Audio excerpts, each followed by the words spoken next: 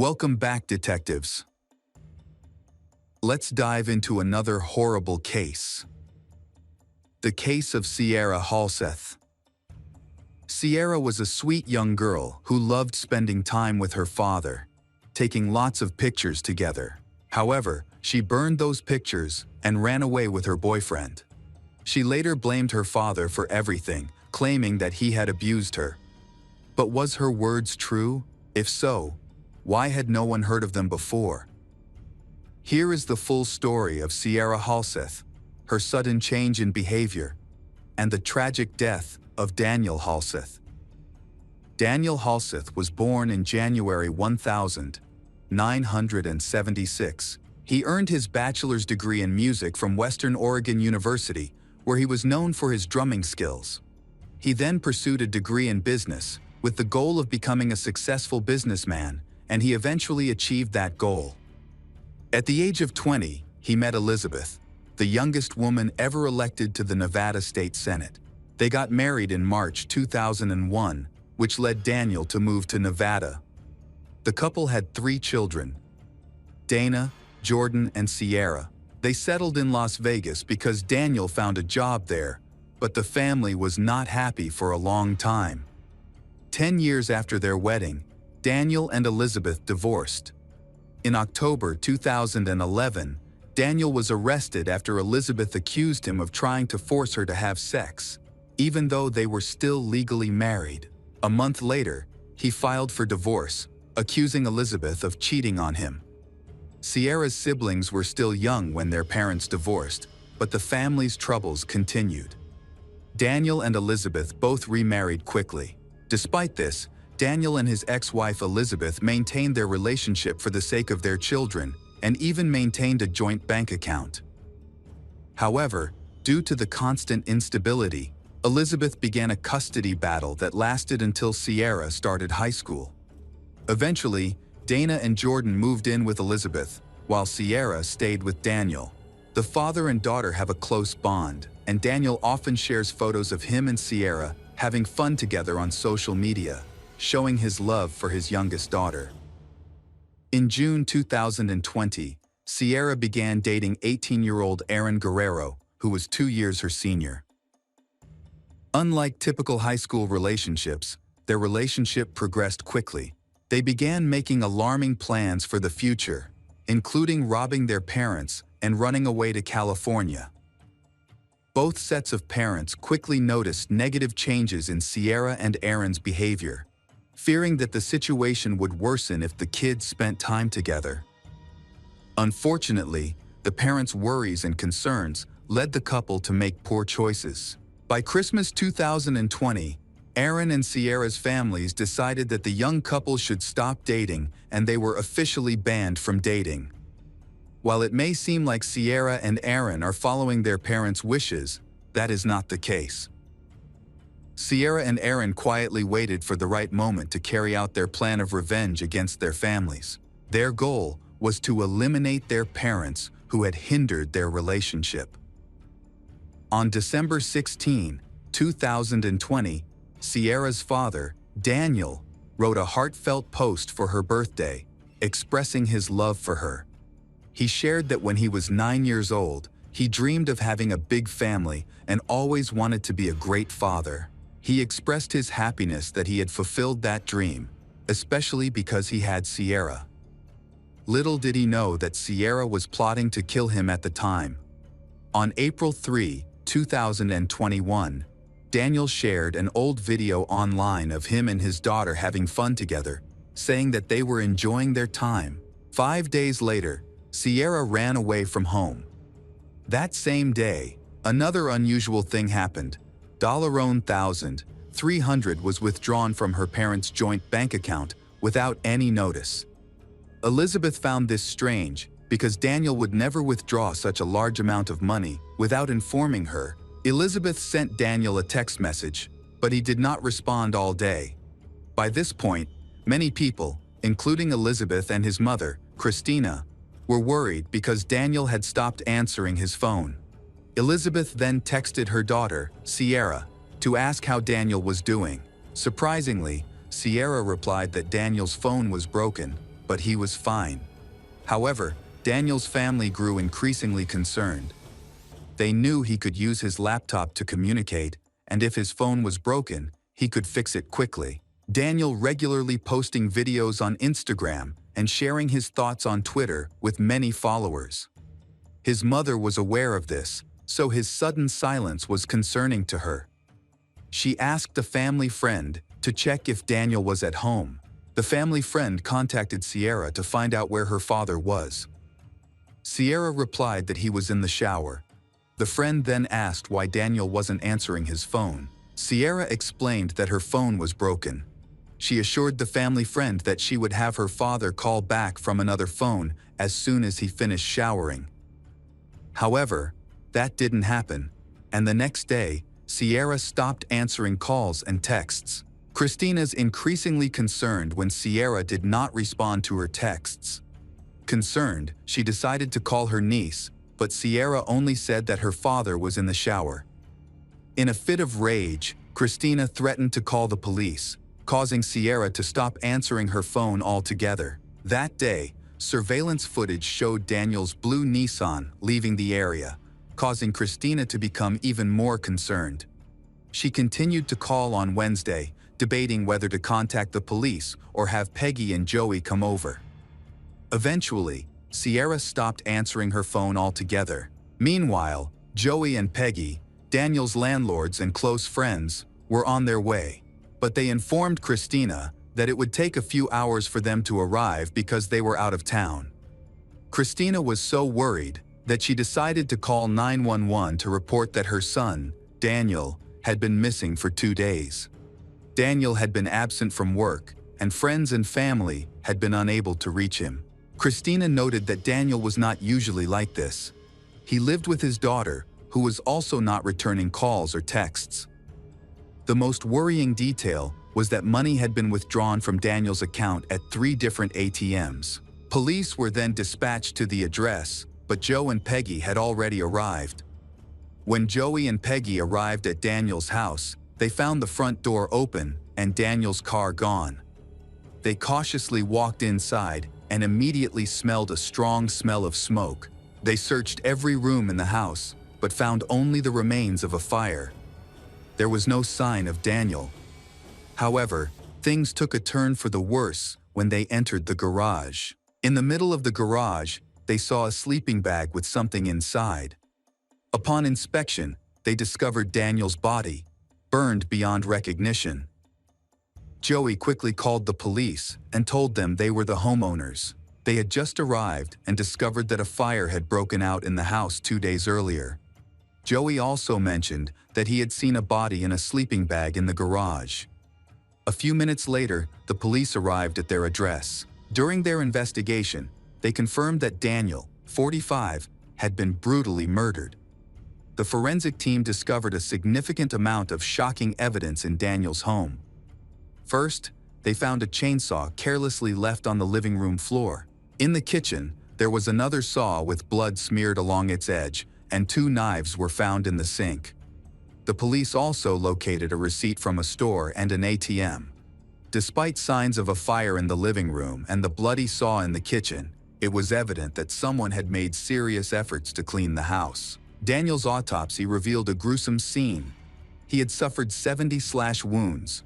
Most of these injuries were to his head, neck, and torso. His body, burned beyond recognition, was stuffed into a sleeping bag and moved to the garage. Police concluded that the person responsible for Daniel's death harbored intense hatred, as evidenced by the brutal stabbing and beating he endured. After he died, the attacker even burned his body in the living room. When the police spoke to the family, it was clear that there were no obvious suspects. No one could understand why Daniel had such a vicious enemy. However, Christina noted that Sierra had been acting very strangely. When asked about Daniel's situation, she always replied that her father was taking a shower. And then Sierra stopped contacting Christina completely. Additionally, Sierra had gone missing from the house. On April 9, police received a tip that led them to a receipt from a local store and access to surveillance camera footage. they discovered that Aaron had purchased a saw and gloves. That same day, Sierra was seen in the footage leaving the store with 2 bottles of bleach, using Daniel's credit card to make the purchase. Police quickly gathered information about Aaron. They learned that both families had forbidden Aaron and Sierra from seeing each other, so he ran away from home on April 8. With the addition of surveillance footage, police had enough evidence to issue arrest warrants for them. On April 13, police arrested Sierra and Aaron 400 miles from their home in Salt Lake City, Utah, for not paying their bus fare. When police conducted a background check, they discovered that the couple was wanted for murder. Additionally, police discovered Daniel's blue Nissan, the car Sierra and Aaron had used to get away. Inside the trunk, they found a bloody blanket. Police seized Sierra and Aaron's phones as evidence. They examined the contents and found a disturbing video on Sierra's phone. In the video, Sierra and Aaron talked about killing Daniel without showing any remorse. After Sierra and Aaron were arrested in Utah, they were taken to the Clark County Detention Center in Nevada. The investigation at the crime scene revealed that Sierra and Aaron intended to dismember Daniel, as a chainsaw and a handsaw were discovered in the house and had been recently purchased for that purpose. As a result, Sierra and Aaron face multiple charges, including murder, arson, conspiracy to commit robbery, and 4 counts of fraudulent use of a credit or debit card. On June 15, 2021, Sierra and Aaron pleaded not guilty at their initial hearing. The case has attracted attention, especially because Sierra seems to have no remorse for her actions against her father. Many were shocked by her seeming indifference. Sierra's defense said her parents' divorce and the long custody battle had a significant impact on Sierra. The therapist then explained that this type of trauma can significantly disrupt a child's development. If Sierra had previously experienced emotional trauma, any change or loss could have added to her feelings of despair.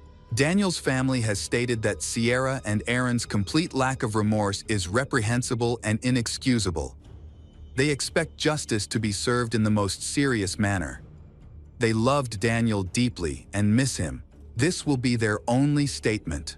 In May 2022, Sierra Halseth and Aaron Guerrero agreed to a plea deal. However, it is unclear whether the couple truly felt remorse or whether they agreed to the plea deal in exchange for a lighter sentence. The judge sentenced Sierra and Aaron to life in prison, with the possibility of parole after 22 years. This was part of the deal they made when they pleaded guilty to murder and other charges. After 22 years, they could be released around the age of 40, which would give them a chance to start over. After the verdict, Daniel's mother, Christina, spoke to the press, expressing her grief. Christina said that Sierra had shown no remorse for the murder she had committed. In fact, during the trial, Sierra tried to blame Daniel, claiming that she had been forced into the act. Sierra said that her father had assaulted her, pinned her down, and beat her. However, Christina pointed out that Sierra could have reported the incident to the police, but instead chose a different and more tragic course of action. In a surprising turn of events, Aaron was the only one to apologize for his actions. He sought forgiveness from Daniel's family, who noticed that Aaron showed remorse and emotion, unlike Sierra. Hello again, true crime fans. We've got another mysterious case to explore. The case of Jason Corbett. Jason Corbett was a 39-year-old businessman from Limerick, Ireland, known for his cheerful, kind, and energetic personality. He had a twin brother named Wayne and a sister named Tracy. In 2003, when Jason was 27, he married Margaret Fitzpatrick. They soon had a son, Jack, and a daughter, Sarah, who they cherished deeply. Their family life was filled with happiness in Ireland, but that joy came to an abrupt and tragic end. In 2006, shortly after Sarah was born, Margaret, who had a long history of asthma, had a severe attack. She woke Jason up in the middle of the night, struggling to breathe. Despite Jason giving her medication and an inhaler, her condition worsened. In a panic, he called an ambulance, but sadly, Margaret passed away on the way to the hospital. After losing his wife, 30-year-old Jason Corbett, a director of a small packaging company in Ireland, was left to care for his 2-year-old son and 3-month-old daughter alone. His friends noticed his deep grief and difficulty managing the loss. A year later, Jason decided to hire a nanny and housekeeper to help with his children. He connected with Molly Martins, a 25-year-old American woman, for the position.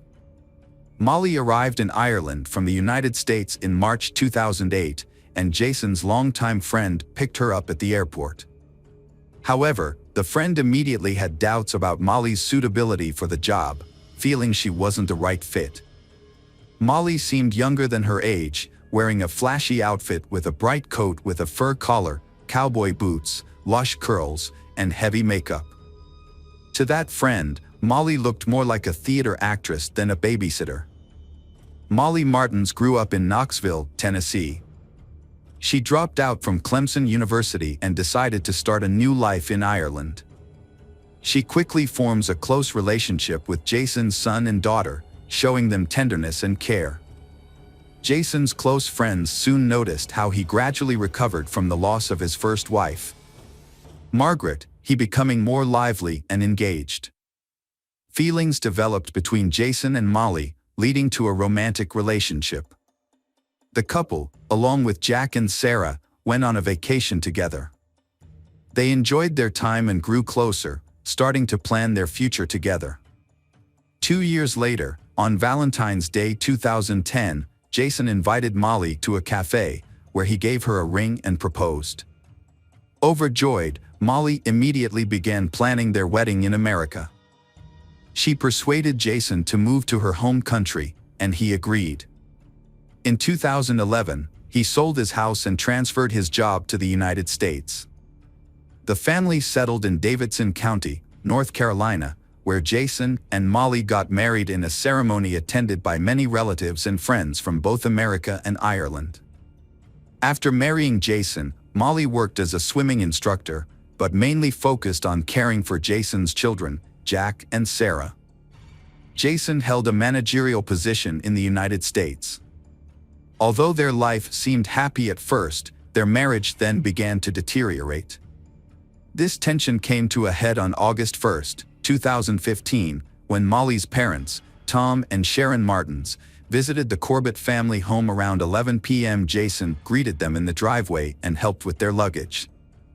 Tom brought a baseball bat as a gift for Jack, Jason's son, who was out at a party with friends and did not receive the gift immediately.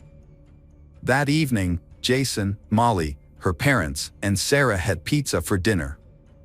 Jack returned home around 11 p.m., but Tom decided not to give him the baseball bat so late at night, planning to do so the next morning. After 11 p.m., the family went to bed. Molly and Jason slept in the master bedroom on the first floor, with Jack and Sarah in nearby rooms. Molly's parents stayed in the guest room on the second floor. In the early morning of August 2nd, at around 3 a.m., Tom Martins called 911. He reported that his son-in-law, Jason, had attacked Molly, and in self-defense, he hit Jason with a baseball bat. Tom urgently requested assistance, as Jason was unconscious and bleeding. The 911 dispatcher instructed Tom and Molly on performing CPR to try to revive Jason before help arrived. 10 minutes later, when police and ambulance services reached the scene, they found Molly outside near a car. She appeared distraught and in shock, though she wasn't crying. Inside the main bedroom, they found the lifeless body of 39-year-old Jason Corbett, with blood splattered on the bed, walls, and floor. Tom and Molly had blood-stained clothes, and Jason's body was marked with dried blood. Nearby, there was a bloody baseball bat, a large cobblestone, and an overturned lamp. Meanwhile, Jack and Sarah slept through the incident in their rooms. Tom and Molly admitted to being involved in Jason's death, claiming it was in self-defense, and were taken to the station for questioning. At the police station, 66-year-old Tom Martins, a retired FBI agent with 30 years of experience, reported that his son-in-law, Jason, was insane and frequently tormented his daughter. Tom said that Jason was intoxicated that evening. After everyone had gone to bed, Tom was awakened by screams and loud noises coming from the first floor. He quickly got out of bed, grabbed a baseball bat, and rushed downstairs. Upon entering the main bedroom, he saw Jason clutching Molly's throat with both hands. Tom shouted at Jason to let Molly go, but Jason turned to him and replied that he would kill her. Tom claimed that his instinct to protect his daughter arose immediately. He struck Jason with the baseball bat, but Jason seemed unaffected by the blow. Jason then tried to pull Molly into the bathroom and shut the door, but Tom intervened. Jason pushed Tom, causing him to fall, and his glasses flew off. At that moment, Tom feared for his life. Jason noticed the bat on the floor and reached for it, but Molly seized a stone, shouted at him not to touch her dad, and Molly struck he on the head with all her strength. Following this, Tom picked up the baseball bat again and continued to hit Jason until he collapsed onto the floor. During the interrogation, 32-year-old Molly repeatedly told the investigators the same story. She recounted that Sarah woke up in the night with night terrors, which startled Jason and made him very angry. In his anger, he attacked Molly, started strangling her, and threatened to kill her. Molly's father intervened to help her. Molly admitted to hitting her husband on the head with a heavy stone to save her father. When the police asked where she got the stone, Molly explained that it was on her bedside table. They had planned to paint the cobblestone with the children to create beautiful flower beds decorated with colorful stones. Molly couldn't remember how many times she struck her husband, only describing the incident as a real fight for her life. During the interrogation, Molly informed the investigators that she was still in pain from her husband's chokehold.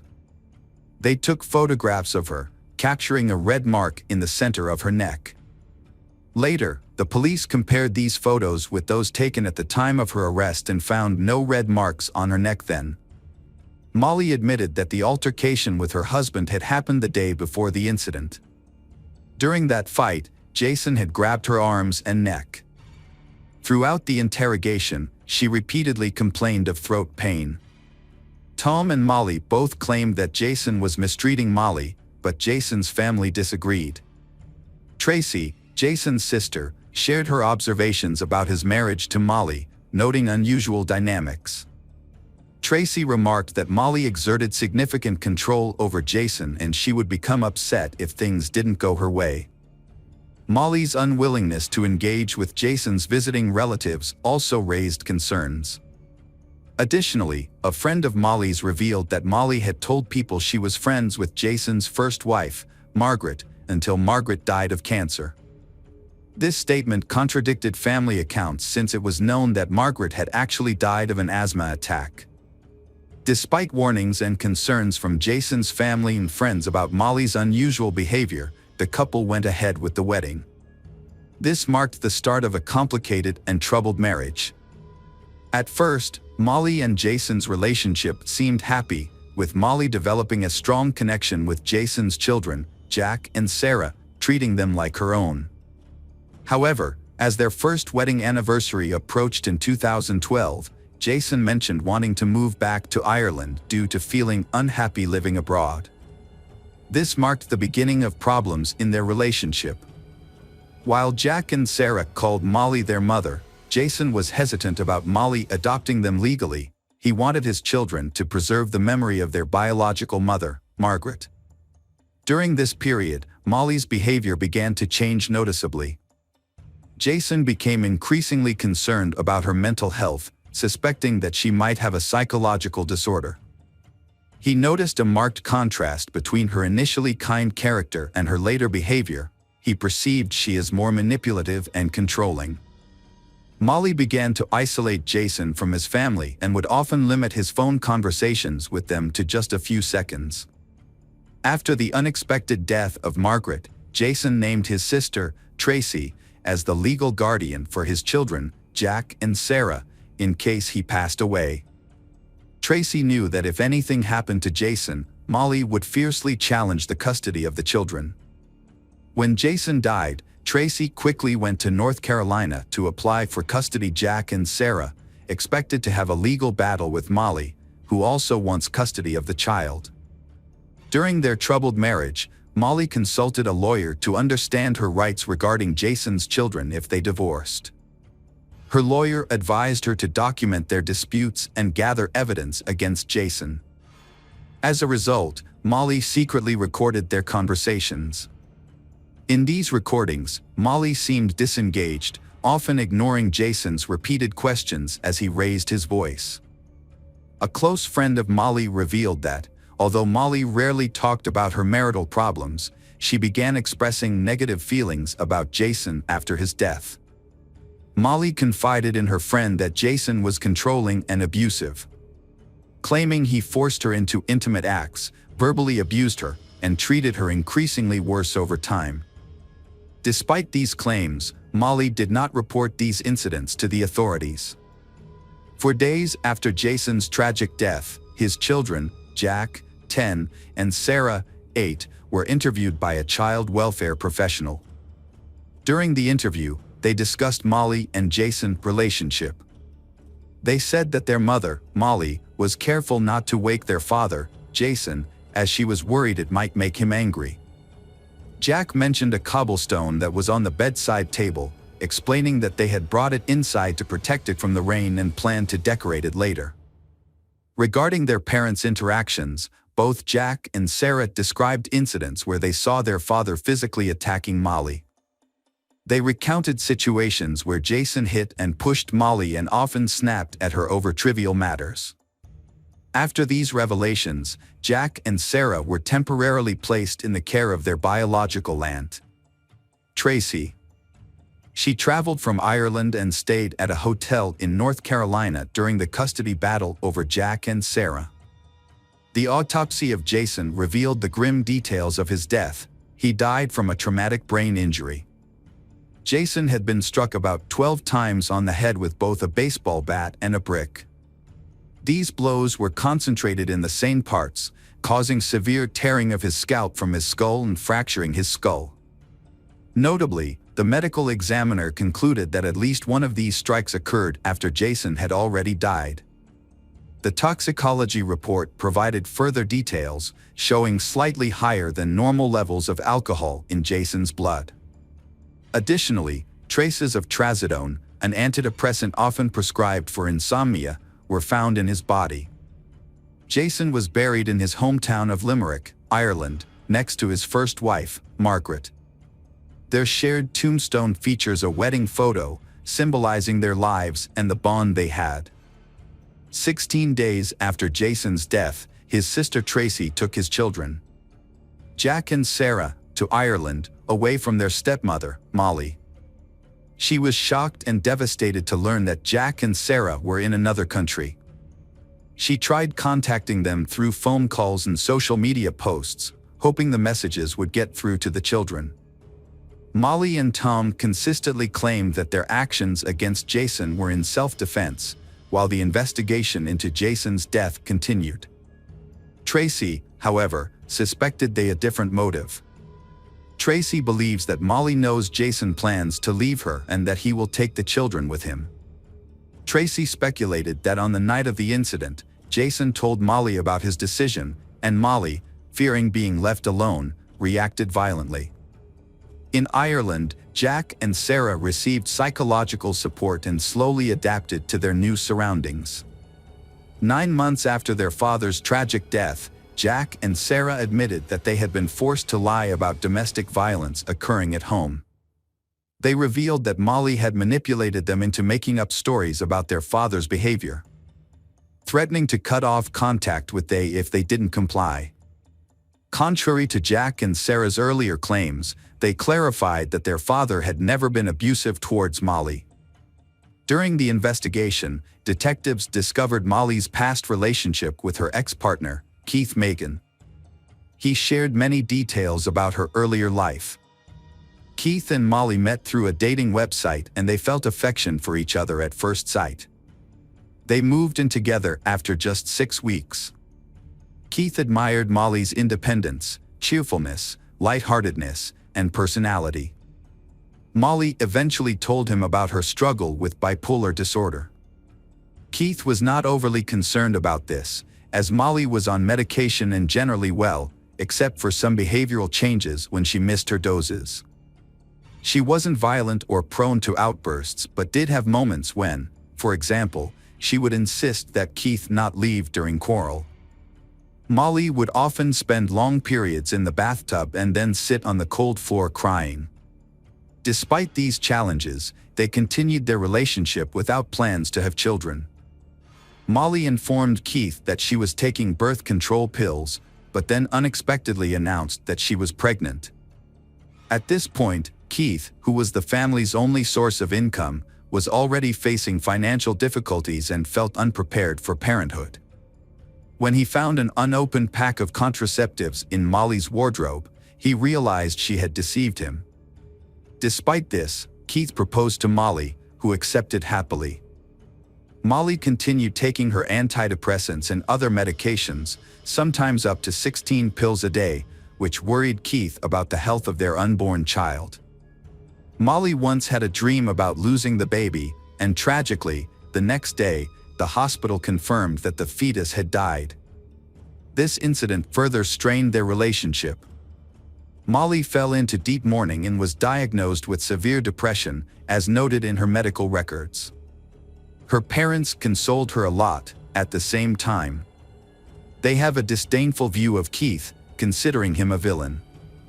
In early 2008, Molly told Keith about her plan to go to Europe to work as a nanny. In March, she packed her things and left the apartment she shared with him.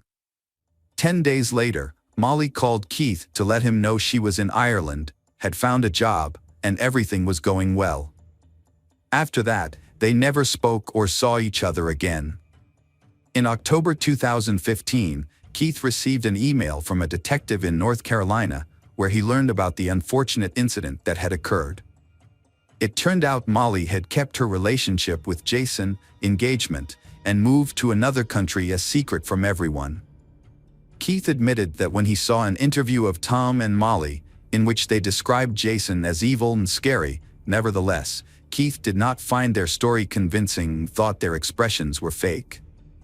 In January 2016, 6 months after Jason's death, Tom and Molly were unexpectedly charged with second-degree murder. By July 2017, 2 years after the incident, the father and daughter went to trial together. They argued that they acted in self-defense when Jason was killed. During the trial, Tom Martins said he did what any father would do: he defended his daughter.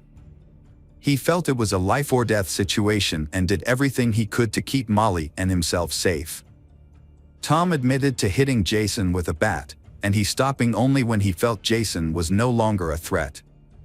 The prosecution argued that the force of the blows suggested strong hostility, not just an act of self-defense. An expert who analyzed the bloodstains deduced that some blows occurred when Jason's head was 30 to 50 centimeters from the ground, suggesting that Tom continued hitting him even when he was already down and no longer posed a danger. The bloodstains on the lower part of Molly's pajamas indicated her proximity to Jason during these blows.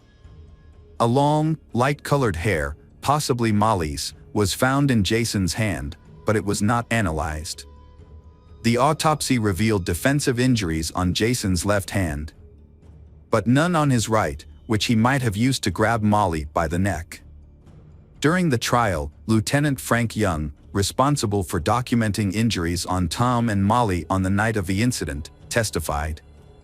He recounted seeing Molly inflict injuries on her neck. He repeatedly told her to stop and noticed that besides the dried blood on her cheek, forehead, and hair, there were no other injuries.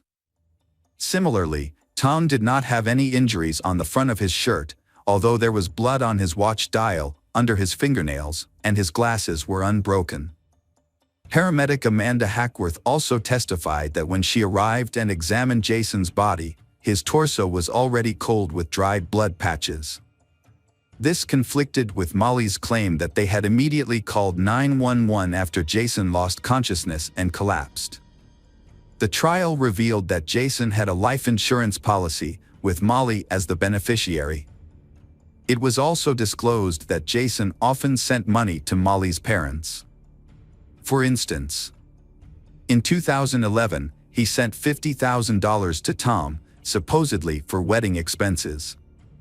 During the trial, a neighbor testified that he spent the evening with Jason, drinking beer from about 3:30 p.m. to 8:30 p.m., and described Jason as very relaxed.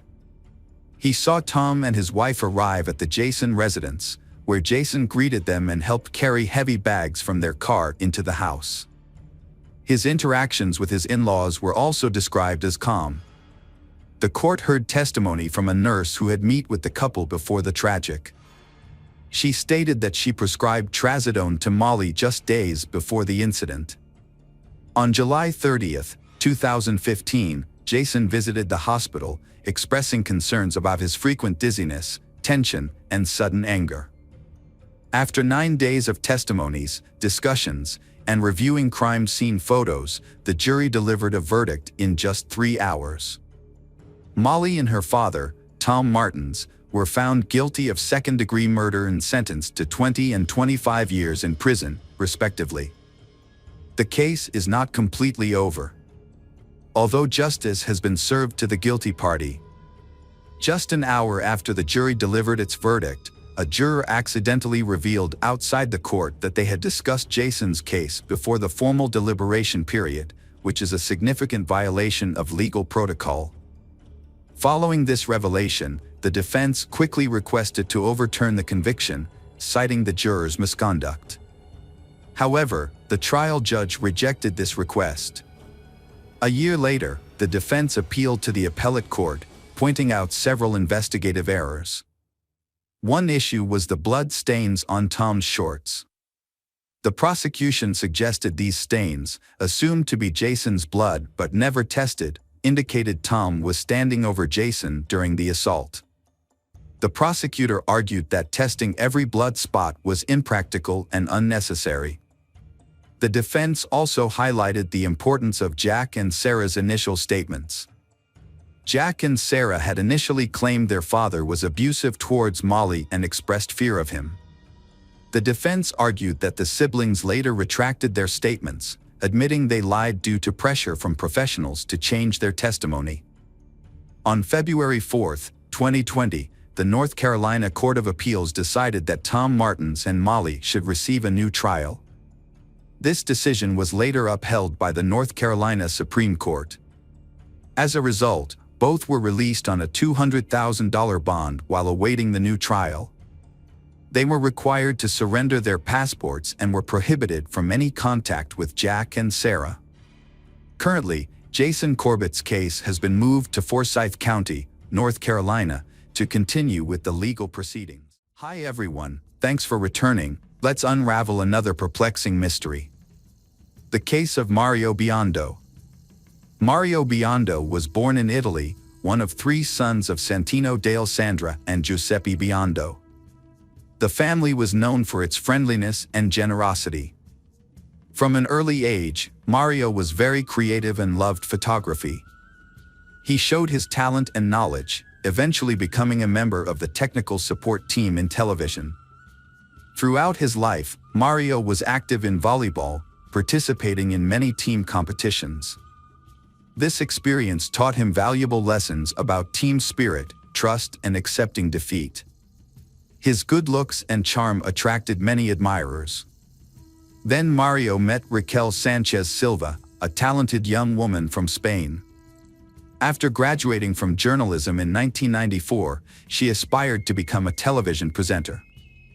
Raquel benefited from her mother Matilda's connections in the industry, but her intelligence and talent were already known to everyone.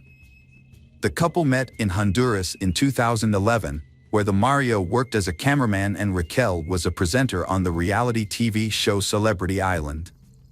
Raquel quickly fell in love with him. According to her friends, she expressed her feelings openly, which was very unusual for her. Fortunately, Mario felt the same way and they started dating. Despite the age difference, everyone admired this smart and talented couple, and they became local celebrities, with the public closely following their lives.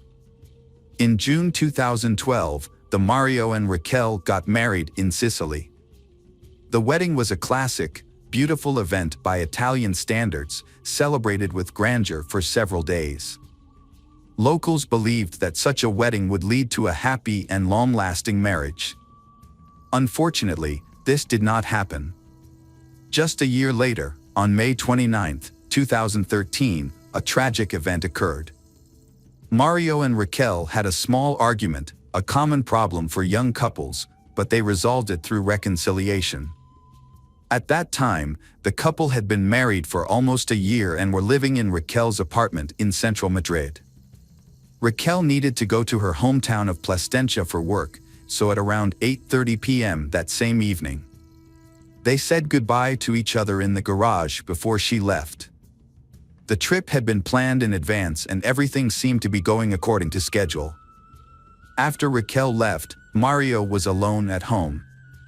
Mario made 3 phone calls.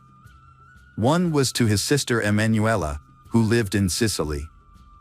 He shared his ambitious plans for future television projects, which included preparing a new show and eventually traveling around the world with Raquel to create a travel blog.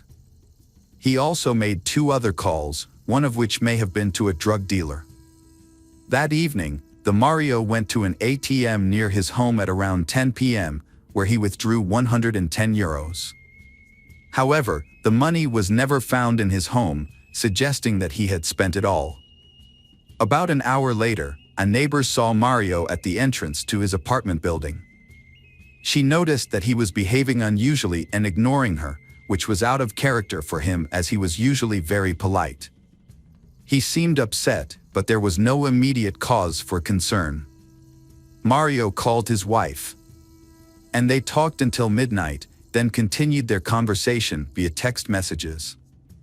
They mainly discussed their current situation, especially their difficulties conceiving. Raquel, 40, desperately wanted a baby but was unable to get pregnant, which worried both of them. Mario suspects that he may be infertile due to a disease he previously suffered from. Later, the Mario spoke with his brother Andrea about several exciting new projects he had planned for the future. Their conversations on social media and over the phone continued until 1 a.m., when Mario cleverly said goodnight to his wife and told her he was going to sleep. However, he had no intention of resting. Instead, he spent the next hour browsing various adult websites. He then used Google Maps to locate the nearest strip club to his home. He arrived at the club at 2:53 a.m. Once there, he paid for 3 drinks with his card but did not request any additional services. After spending some time at the club, he returned home. Once at home, he went back to adult websites. Around 6 a.m., he made his final entry on the computer, which contained a rough budget for a new television show he was preparing. After that, he checked his messenger again for any unread messages, but there were none. The next morning, Mario was unresponsive. Neither his family nor his wife could reach him. They assumed he was either resting or busy with the new projects he had mentioned, so no one thought to check on him. At around 3:30 p.m., Raquel, his wife, received a call from his workplace inquiring about his whereabouts. The producer was concerned because Mario hadn't shown up for filming. This was unusual for him, especially since it was the day of one of his favorite programs, Kitchen. Mario took his work seriously and would never let his team down or miss filming without a good reason. When Raquel realized she couldn't reach him by phone or through social media, she became worried and called their worker, Wilma. Raquel asked Wilma to check on him. Around 5 p.m., Wilma arrived at the apartment while on the phone with Raquel. When she opened the door, she was horrified by what she saw and screamed loudly. She quickly ran outside because she found a lifeless body inside. Wilma stopped a passing police car and reported her horrifying discovery. Other rescue teams arrived within 10 minutes. The officers found the body of a 31-year-old man, dressed in pajamas, with a scarf wrapped around his neck. The other end was tied to a shelf in the hallway. It appeared that Mario ended his own life. The police carried out a brief investigation and found that the doors and windows were intact, indicating there had been no forced entry by any outsiders. There were no clear signs of a struggle on the Mario's body, only a few bruises were present that did not appear to result from defensive actions. All this pointed towards the ended his own life. Raquel learned of the tragedy and quickly completed her duties before returning home. She informed the police that he sometimes engaged in strangulation during their sexual activities, suggesting that this could have led to the tragedy. This information interested the police, who considered this angle. Although there was no apparent reason to dismiss it, the investigation proceeded cautiously without jumping to conclusions. Raquel requested that the body be cremated as soon as possible, but her request was denied because the medical examiner needed more time to analyze the body and determine its condition. On June 1, 2013, Mario's family filed an appeal challenging the findings of the inquest. They believe that Mario cannot end his own life. He was determined and had ambitious plans for the future, which he was proud of. His life seemed to be going well, and they felt there was no reason for him to end it. Additionally, Mario's family opposed cremation and insisted on burial instead. The tragic event has attracted public attention as all those allegedly involved are well-known figures in Spain. Raquel shared a post on social media mourning her husband's death, describing him as a cheerful and ambitious person. However, she raised the possibility that his death could have been the result of his own life or an accident.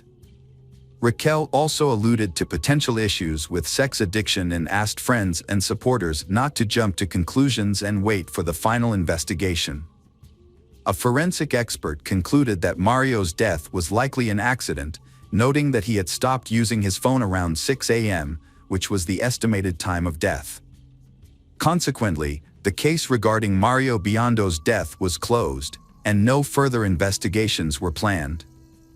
Mario was buried in his hometown in Italy on June 6, 2013, with his Raquel and family in attendance. In a noble gesture, Raquel chose to forego her husband's inheritance in favor of his family. Afterward, the Raquel began to withdraw from those around her. She moved to a different apartment and sold the one she had shared with her husband. Soon after, she voluntarily resigned from her television position. Those who interacted with her during this time noted that she appeared calm and composed, never showing signs of sadness or regret. Seemingly unaffected by recent events, she only briefly withdrew from the public eye. On June 27, 2013, she returned to television, quickly resuming her role as a presenter. She explained that returning to work had helped her try to forget and find comfort. Raquel, who quickly recovered, began a relationship with a new man, a businessman who had previously given an interview on Rakita. Mario's relatives were puzzled by her behavior, as it seemed that she had completely forgotten about her husband. Just a few weeks ago, she had been deeply in love with him, and her sudden change in mood raised many questions and suspicions. Mario's relatives were concerned about the circumstances surrounding his death, so they asked the police to conduct a further investigation. They specifically requested that his wife be questioned first. The police initially declined, stating that the case was closed. However, 7 months later, in December 2013, they agreed to reopen the investigation. Mario's body was exhumed, and the police reinterrogated all the witnesses. Additionally, the family hired 2 independent experts because they believed the initial forensic expert had erred in his findings. The new investigation used computer modeling to examine the details of Mario's death. Analysis showed that his posture was inconsistent with end one's own life. He could not have been in that position to suffocate.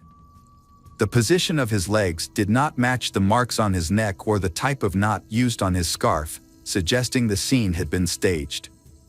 It was possible that someone else assisted him in staging it. Police began to consider the possibility that his death was a homicide. The case was reopened and the investigation continued. However, things took a different turn, made more complicated by the fact that so much time had passed since Mario's death that crucial evidence was lost. News spread quickly through the community and people began demanding answers about Mario's suspicious death. Back home, under pressure from the family, the local police also launched their own investigation, based on the results of an autopsy by independent forensic experts, and they began to suspect that this could be a homicide. Italian police traveled to Spain to conduct an autopsy and interview people close to Mario, including Raquel. They suspected she was hiding something due to her inconsistent statements. Police noticed several photos from the crime scene showing an ashtray full of cigarette butts and several empty beer cans, suggesting that the Mario had company that night. Surprisingly, no one checked for fingerprints or DNA on these items. Furthermore, no suicide note was found, adding to the mystery. Italian police also discovered that nearly 1,000 gigabytes of data had been deleted from the Mario's computer. Unfortunately, they were unable to recover this data. Mario's mother speculated that Raquel may have deleted the sensitive photos and videos that Raquel had discovered shortly before Mario's death. This further raises suspicions that the Raquel had other secrets that she feared would be revealed. Mario's family believes that Mario wasn't just visiting adult websites or strip clubs that night, he was looking for his wife there. They think he may have discovered something disturbing about her that could have motivated someone to harm him. It was discovered that the password on Mario's computer had been changed after his death and the files had been deleted shortly after, timing that coincided with the day of his funeral when Mario's entire family, including Raquel, were at the cemetery. This raises the question, who could have done this? It turns out that Raquel had a brother who was a computer expert. He left during the funeral and may have done this at her request. In May 2014, Raquel again attracted public attention when she was invited to appear on a show about her husband's death.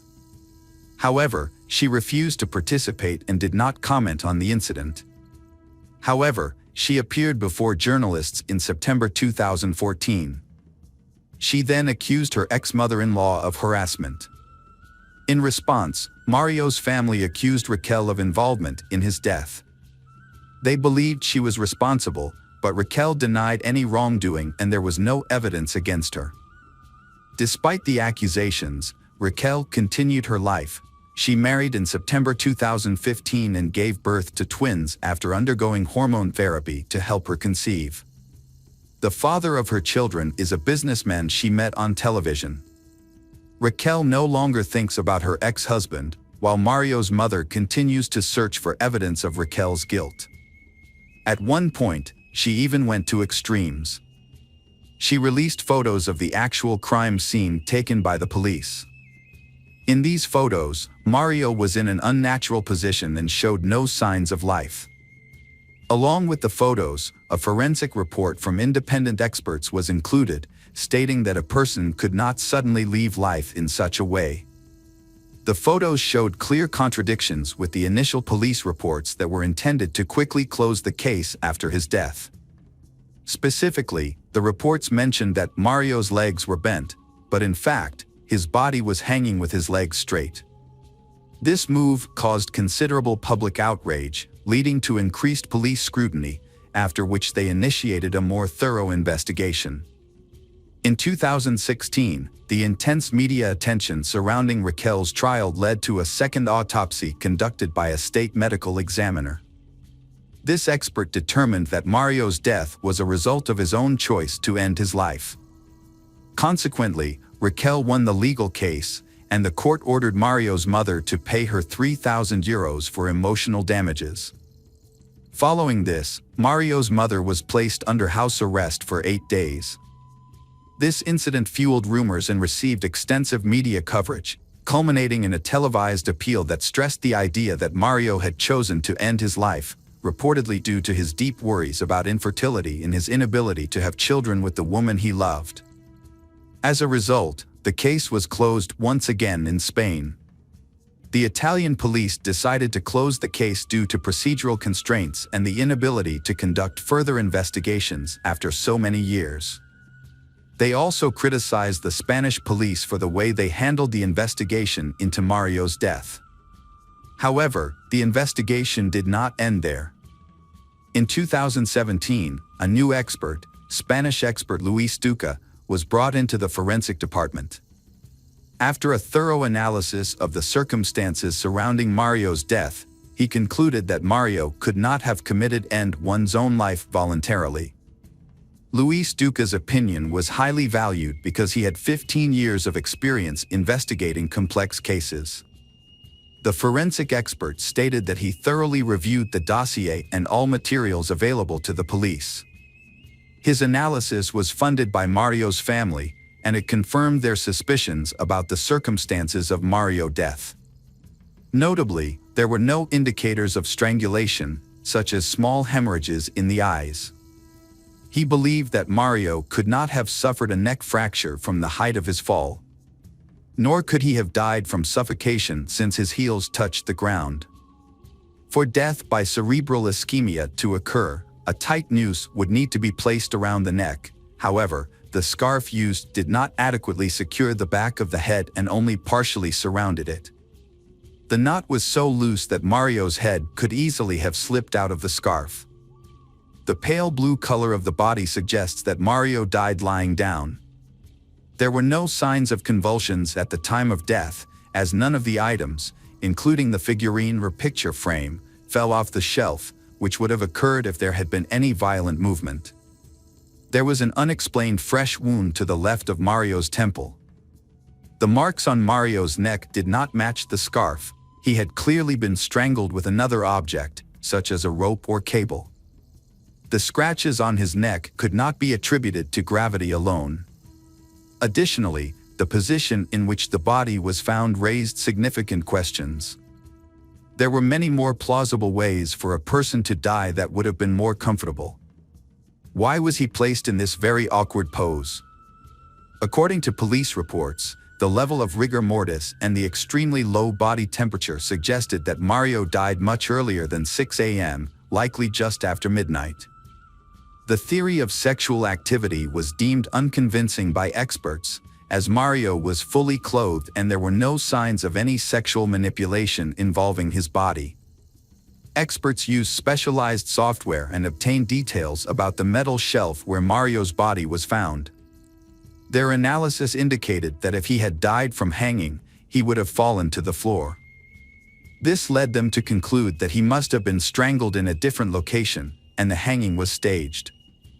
Consequently, Mario's previously embalmed body was exhumed. During this examination, they discovered a significant hematoma in his brain, which suggested he had suffered a severe blow from a blunt object, information that had been missing from the original autopsy reports. It raised questions about how such crucial details could have been overlooked, giving the impression that they might have been intentionally concealed. Alongside the release of this data, Raquel revised her statement. Initially, she had said that her husband used strangulation as a sexual game since his youth, suggesting his death was either accidental or one's own life driven by personal issues. Now, she indicated that her husband might have been with someone he trusted while she was away, and that this person could have harmed him. She also speculated that her husband may have consumed alcohol or drugs, rendering him unable to defend himself. A new account emerged, stating that Mario allowed an acquaintance into their home, who then struck him forcefully on the head. This blow with a blunt object knocked him unconscious, after which a scarf was wrapped around his neck and used to strangle him. There were no signs of a struggle because he likely didn't have time to react. Following the attack, the assailant allegedly staged to end one's own life and calmly left the apartment. This explanation addressed why there were no indications of a break-in or any unknown people entering the home. In October 2018, writer Paolo Gentili released the book The Death of a Good Guy, the incredible story of Mario Biondo in Italy. He collaborated closely with Mario's mother, a key figure in this challenging case, as she seeks to defend her son's honor and discover the truth about his murder. The book portrays Raquel Sanchez Silva as manipulative and labels her a liar. On November 5, 2018, after a third autopsy was authorized by Italian authorities, the Anatomical Institute at the Palermo Polyclinic was tasked with conducting the examination. They performed X-rays and a CT scan, which included the participation of independent experts hired by Mario's family. In 2019, Mario's parents filed a complaint with the police investigator who was present at the scene of the crime. During the investigation in 2013, it was discovered that he had seriously violated his duties on several occasions. The police officer was convicted in May 2020, and both the doctor who performed the autopsy and his assistant also faced consequences. The investigation into Mario's death was reopened, revealing new information about the events surrounding the case. Many forensic science experts were brought in to investigate the case. However, a major problem arose because many of the documents used in the original investigation were no longer considered reliable and some evidence was ignored when the investigation was suspended. One of the most significant violations in this case involved abuse of office. It was demonstrated that the prosecutor's office allowed modifications to PDF files containing evidence of social media interactions and visits to specific websites, which the police had originally reported. This evidence suggested that Mario did not visit any adult websites nor did he contact a dealer to purchase drugs on the night of his death. All of this was intentionally fabricated. An investigation into Mario's internet connections that night revealed that 2 devices were connected to the apartment's Wi-Fi simultaneously, despite him being home alone. Furthermore, there was no evidence indicating that Mario had ever left the house.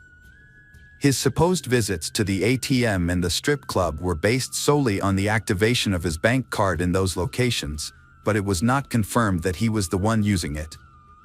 Mario, who used the cards, appeared to be the target of a malicious effort to damage his reputation. He was allegedly portrayed as a pervert and a substance abuser. However, if he was truly a pervert, why did he only pay for drinks at the strip club and not take advantage of the services offered? Unfortunately, recordings from the ATM and street surveillance cameras had been deleted over time, making it impossible to confirm who withdrew money from the ATM or who was present at the club. It was also puzzling why Mario, as a public figure often in the limelight, would choose to visit a questionable strip club and use his card there when he could have easily paid in cash to keep his visit discreet. A toxicology report on the Mario showed only a low level of alcohol in his system, with no other drugs present. A neighbor who saw Mario that evening began to doubt it was really him. The next day, it was revealed that Mario had been planning to ride his motorcycle and had checked the weather forecast. This raised the question, why would he do this if he was contemplating end one's own life? These inconsistencies prompted further inquiries. A witness was found, a waiter from the restaurant across from the house where the incident occurred. He reported that, from the very morning, all visitors spoke about something bad happening there and that police cars or an ambulance had arrived. However, how could outsiders know that the tragedy had occurred when the family's housekeeper discovered Mario's body after 4 p.m.? Despite new discoveries, several factors slowed down the investigation. First, most evidence had become outdated. Second, reconstructing the sequence of events was unreliable. Third, law enforcement officers initially involved made many errors and did not follow protocols. which required the case to be restarted. Due to the time lost, continuing the investigation became very challenging.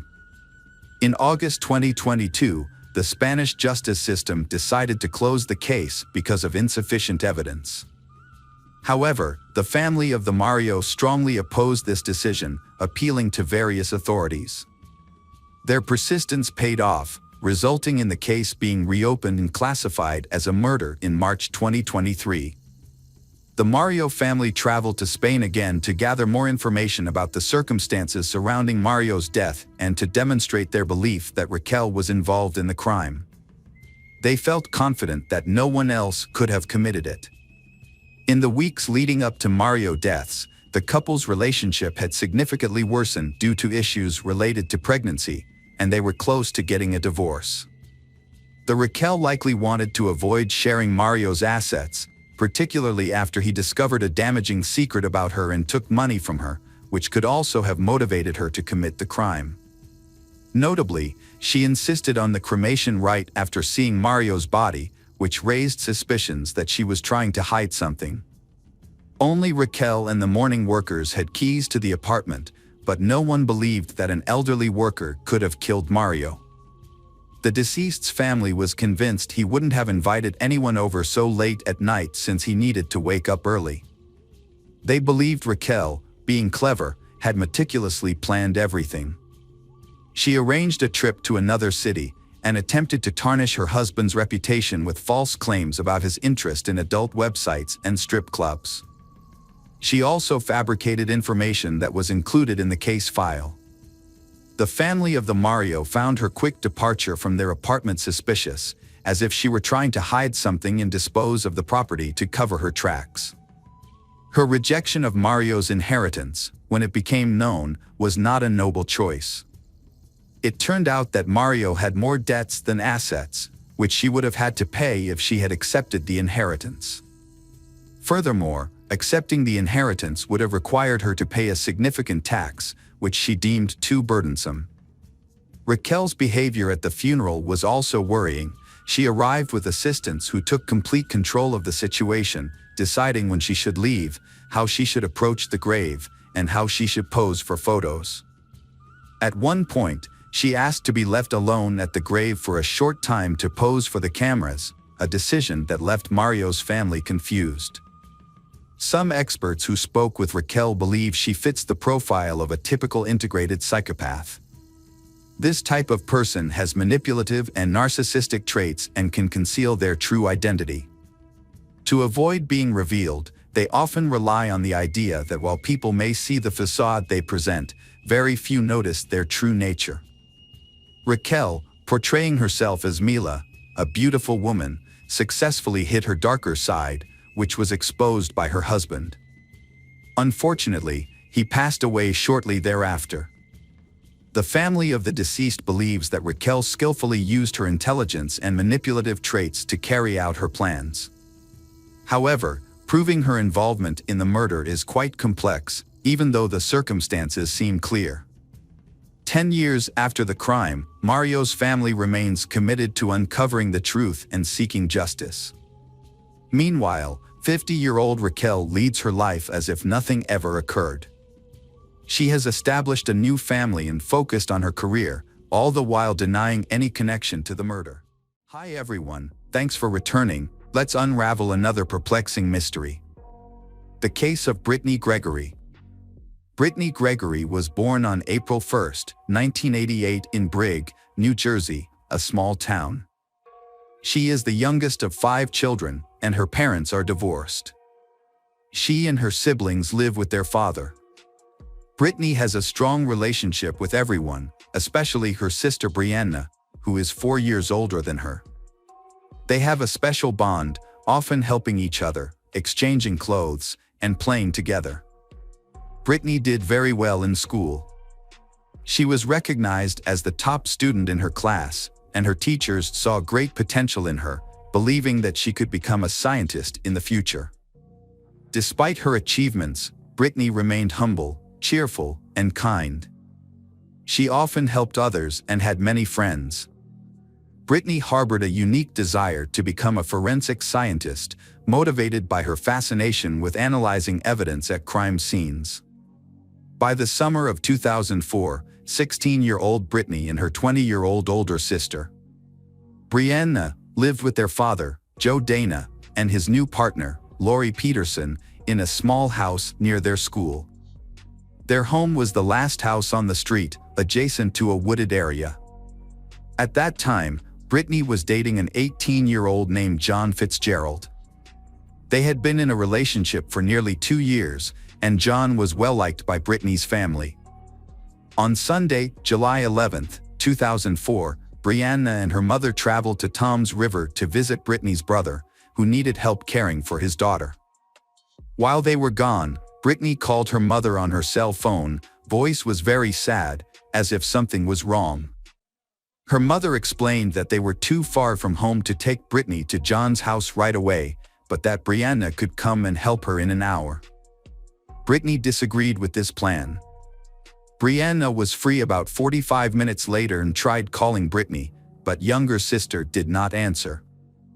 Thinking that Brittany might be asleep or had found another way to get a ride, Brianna decided to go to bed. The next morning, Brianna came home to find that Brittany was missing. Although Brittany's belongings, including her phone, were still in her room, Brianna wondered if she had stayed overnight at John's place.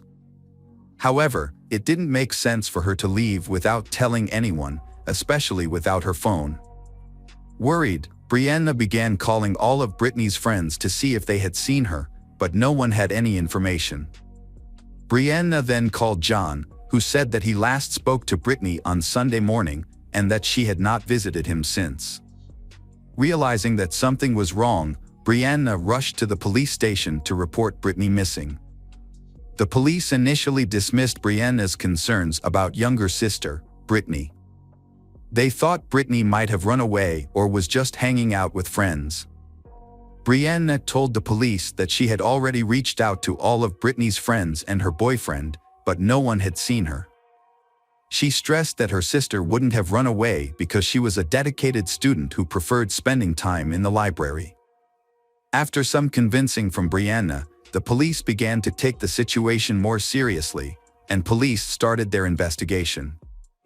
Their first visit was to the father's house, where Brittany had last been seen, to look for clues. They found Brittany's purse, phone, and wallet still in her room, and everything seemed normal, no signs of struggle. Police also interviewed all family members living in the home and confirmed that each had an alibi. Posters featuring pictures of the Brittany were placed throughout the city as police began searching the area around her house and interviewing neighbors for information. They found that her house was at the end of the street, adjacent to a wooded area. Although none of the neighbors reported anything unusual that evening, one neighbor remembered seeing a girl resembling Brittany walking down the street late Friday night, 2 days before she went missing. Brianna told the police that Brittany and John had been having a difficult relationship, often arguing, and that they had another fight on the day she disappeared. Police brought John in for questioning, where he confidently claimed that the last time he spoke to Brittany was that morning before she went missing. John was at the beach with friends, and he was not enjoying himself. He mentioned that he had broken up with Brittany a few days earlier, but she was having trouble accepting it, even though she knew he was now dating someone else. John did not plan to see Brittany that evening and was unaware that she was coming to meet him. However, he shared an important detail: Brittany often took a path through the forest behind her father's house to visit him. When asked why he broke up with Brittany, John explained that she had kissed another guy at a party, which led him to end their relationship and start dating someone new. The last time he saw Brittany was on July 10th, the day before she disappeared. On that day, she gave him a letter in which she expressed a desire to reconcile. The police requested to see this letter, and John provided it to them. In the letter, Brittany apologized for her actions, acknowledged that she had hurt John, and asked if they could remain friends. John appeared genuinely worried and anxious about Brittany's disappearance. The police had no evidence against him and released him after he passed a background check and a polygraph test, Thereby, he was eliminated from the suspect list. Britney's disappearance became increasingly puzzling. Contrary to her family's beliefs, she was not as shy as they thought. She attended parties, flirted with various guys, and would sometimes travel through the forest in the evenings to meet a guy who lived about 1.5 kilometers away. This raised concerns about what could have happened to her in the forest. Search efforts began there, focusing on a bike path that started near her house and led to the Johns place. Despite searching for 3 days, no signs of her were found. The investigation hit a wall until a woman came forward. She had been in the park with her boyfriend that evening and remembered one vehicle avalanche pickup with distinctive wheels. That passed by. She noted the license plate, and police traced the vehicle to a 23-year-old man named Anthony Geiger. When they investigated Anthony, they discovered that he was the ex-boyfriend of Britney's older sister Bobby. They had ended their relationship a month earlier because he was jealous and made suspiciously friendly gestures toward Britney. Britney's friends noticed that at parties, Anthony often looked at her in a strange way and attempted to flirt with her. The last time they all gathered was for dinner, where Anthony flirted with Britney again. This behavior raised suspicions, who thought he might have tracked down and kidnapped her. They brought him in for questioning.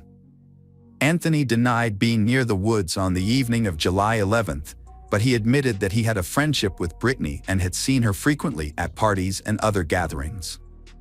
However, he denied his friend's claims that he had flirted with her, saying that Britney was too nice for him and that he only saw her as a friend. He insisted that he had an alibi, saying that he had spent that evening at home with a new girlfriend. The girlfriend was contacted by police and she confirmed Anthony's alibi. With no substantial evidence against him, the police released Anthony. Police reviewed Britney's letter to John and discovered disturbing notes in her breakup text messages. They began to worry that she might harm herself because of her breakup with her boyfriend. Britney's parents, upon hearing this theory, firmly rejected the idea that their intelligent, ambitious daughter would take her end one's own life. They believed that she loved life too much and had made important plans for her future that a breakup would not derail. The investigation hit another dead end, prompting police to reach out to the public through the media in the hope of finding potential witnesses. Police from surrounding areas joined the effort and began searching the house where Britney went missing. Britney's parents decided it was time to take action to find their daughter. They began by visiting nearby homes and asking locals for information, but their efforts yielded no results. During a thorough search, the police discovered something interesting in the house, a letter hidden in a magazine. In the letter, Britney expressed her desire to enter a competition. She revealed that she came from a troubled family. Her mother was a drug addict who abandoned her when she was 9 years old. She now lived with her father and his partner, and their relationship was strained. In addition, her brother was in prison, and she visited him every weekend. She mentioned that she wasn't perfect, but she had a kind heart and wanted to be different from her parents. She was determined to create a better life for herself and dreamed of becoming a criminologist to help solve crimes. After the police read her letter, they identified new suspects, the Britney family, who had not been considered before. The police started investigating all the members of the Britney family, discovering that in the house where there was a massage parlor for men. The massage parlor is run by Lauren Peterson, Britney's father's second wife. The house received daily visits from various men for private meetings, and the woman regularly saw clients. It appeared that the entire neighborhood was aware of this, and Lauren openly embraced her profession, handing out business cards widely. Neighbors reported witnessing illegal substances at her residence, raising suspicions that Lauren might also be involved in drug distribution. Police realized the teenager's disappearance was not coincidental. Something serious had occurred, indicating she was in danger. It was possible that one of Lauren's clients could have abducted Britney from the house. The police began checking Lauren's clients and discovered many unusual people among them. Soon, the news reported that the police had arrested a suspect in Brittany's murder. The mother of the Brittany recognized him as 38-year-old Jack Fuller, who had been a family friend for 20 years. He attended all their family vacations and kept in close contact with them. His daughter was engaged to Brittany's brother, who was in prison. Brittany's mother was shocked when she heard the news. They couldn't believe that Jack could be involved. He was friendly and his teenage children were friends with Brittany. Brittany had saved Jack's life a few months before she went missing. When she went to visit his daughter, she found Jack not breathing. Brittany called 911 and the responders were able to revive him after he overdosed. How could he hurt the person who saved him? The parents knew that Jack was involved in drug use and distribution. Jack had 48 previous convictions for drug possession and trafficking. His most recent sentence was 5.5 years in prison, and he had been on parole during the time Brittany went missing. They speculated that he may have stolen money to buy drugs, but questioned why he would target their daughter. They thought he may have taken her ring or necklace. Police then tracked him down. They received information about Jack from a caller who said that Jack had complained of back pain because he had buried the body of the girl he had killed in sandy soil. Jack reportedly told the caller at the burial site would not be discovered and asked for advice on how deep to bury the body to prevent animals from finding it. The police invited the informant to the station to meet with Jack and record a conversation about the murder. The informant agreed and met Jack, successfully recording him saying he buried the body deep in the wilderness, making it unlikely to be found. Jack confessed to killing Brittany because she recognized him but did not provide further details. He also mentioned that he needed to eliminate someone else who knew too much, referring to his childhood friend Tommy, who was waiting in a car. However, at the end of their conversation, Jack claimed he was joking before getting into the car and leaving with Tommy. The police arrived at Tommy's house and took him to the station for questioning. Although Tommy insisted he didn't know anything, they showed him a recording of Jack expressing his desire to kill his friend. This made Tommy realize he was in danger and that it was wiser to report Jack. He then revealed everything he knew. On the night Brittany went missing, Tommy and Jack were driving around the neighborhood while smoking marijuana. They were near Brittany's house, and Jack decided to visit her father. He approached the house and found the door unlocked. Upon entering, he realized that Brittany's father was not home. 5 minutes later, Jack returned to the car with Brittany. When Tommy asked what happened, Brittany looked down and did not answer. Jack told Tommy that Jack would drive him home. After dropping his friend off, Jack left with Brittany. The next day, Tommy met Jack but did not mention the events of the previous day. They stopped at a car wash, where Jack meticulously washed his car, inside and out, even though he had never done this before.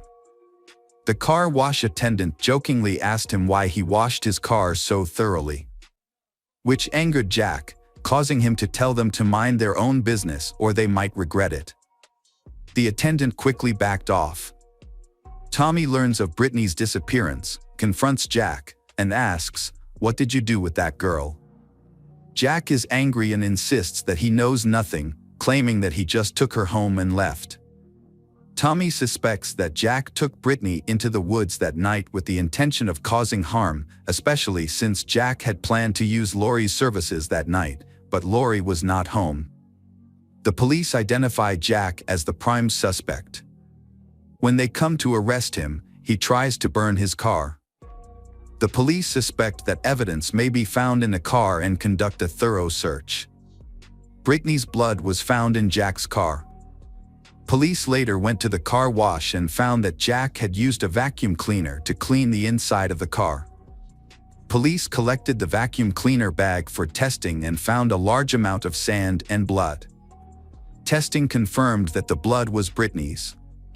Despite this evidence, Jack did not admit to kidnapping or killing Brittany and refused to discuss the matter.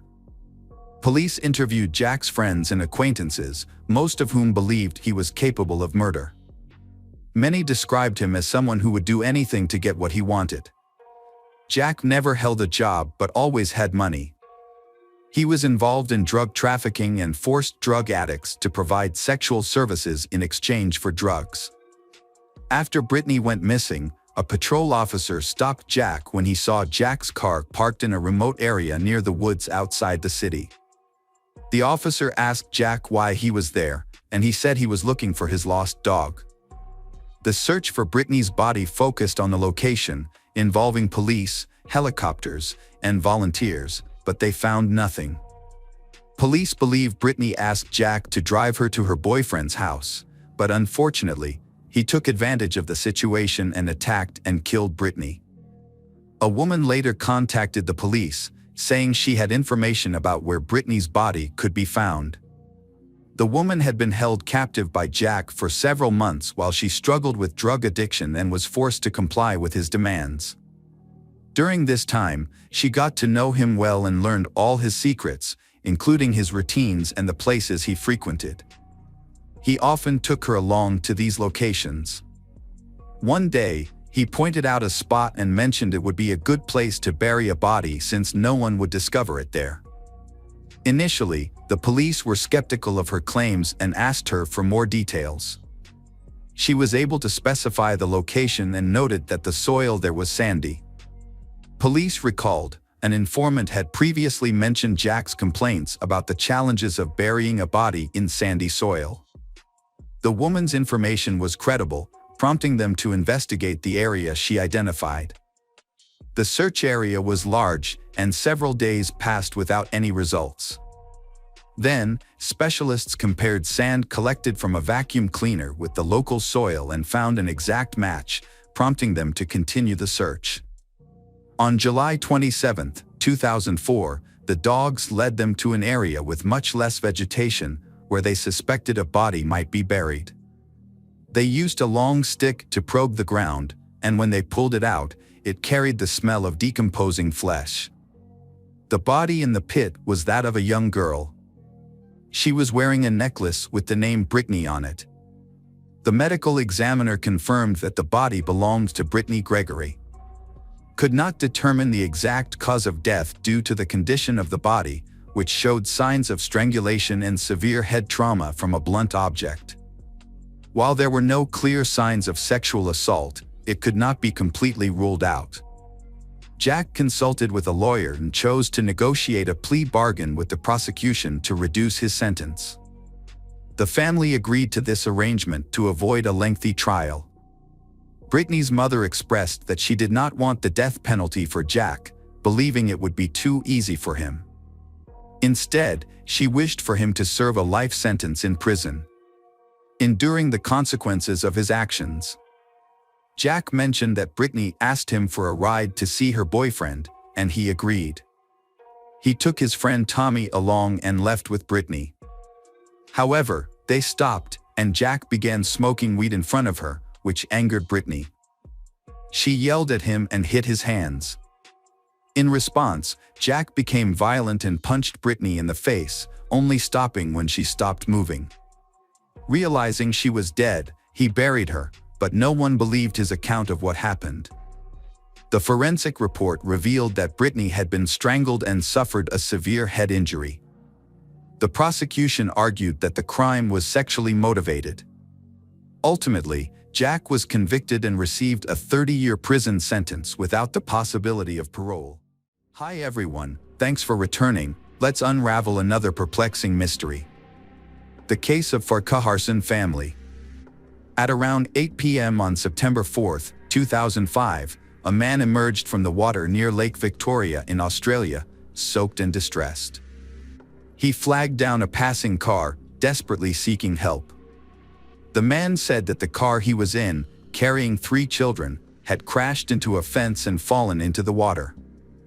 The man was later identified as Robert Farquharson, the children's father. Inside the submerged car were his 2-year-old son Bailey, 7-year-old Tyler, and 10-year-old Jai. Robert asked the driver to take him to the children's mother, who lived 8 kilometers from the lake. The driver complied and called emergency services at 000 to report the accident during the journey. As word spread, people flocked to the scene and some even dove into the water, hoping to rescue the children, but their efforts were futile. The car remained submerged and unreachable. Eventually, police, medical personnel, and rescuers arrived to assist. Robert explained to the police that while he had managed to escape the sinking car, he was unable to free the children, prompting him to seek help. His mobile phone had malfunctioned due to water damage, forcing him to stop a passing car for assistance. The search and rescue operation faced challenges due to darkness, and Robert could not pinpoint where the car had gone underwater. Although the water was cold, the divers continued their search for the car, aiming to help the children trapped inside. Time was critical, as the chances of survival diminished rapidly. It was essential to act quickly before the car filled with water. Around 2 a.m., divers recovered the bodies of the 3 children from the water. The car was about 30 meters from shore, submerged at a depth of 7.5 meters. Inside, the children were desperately trying to escape.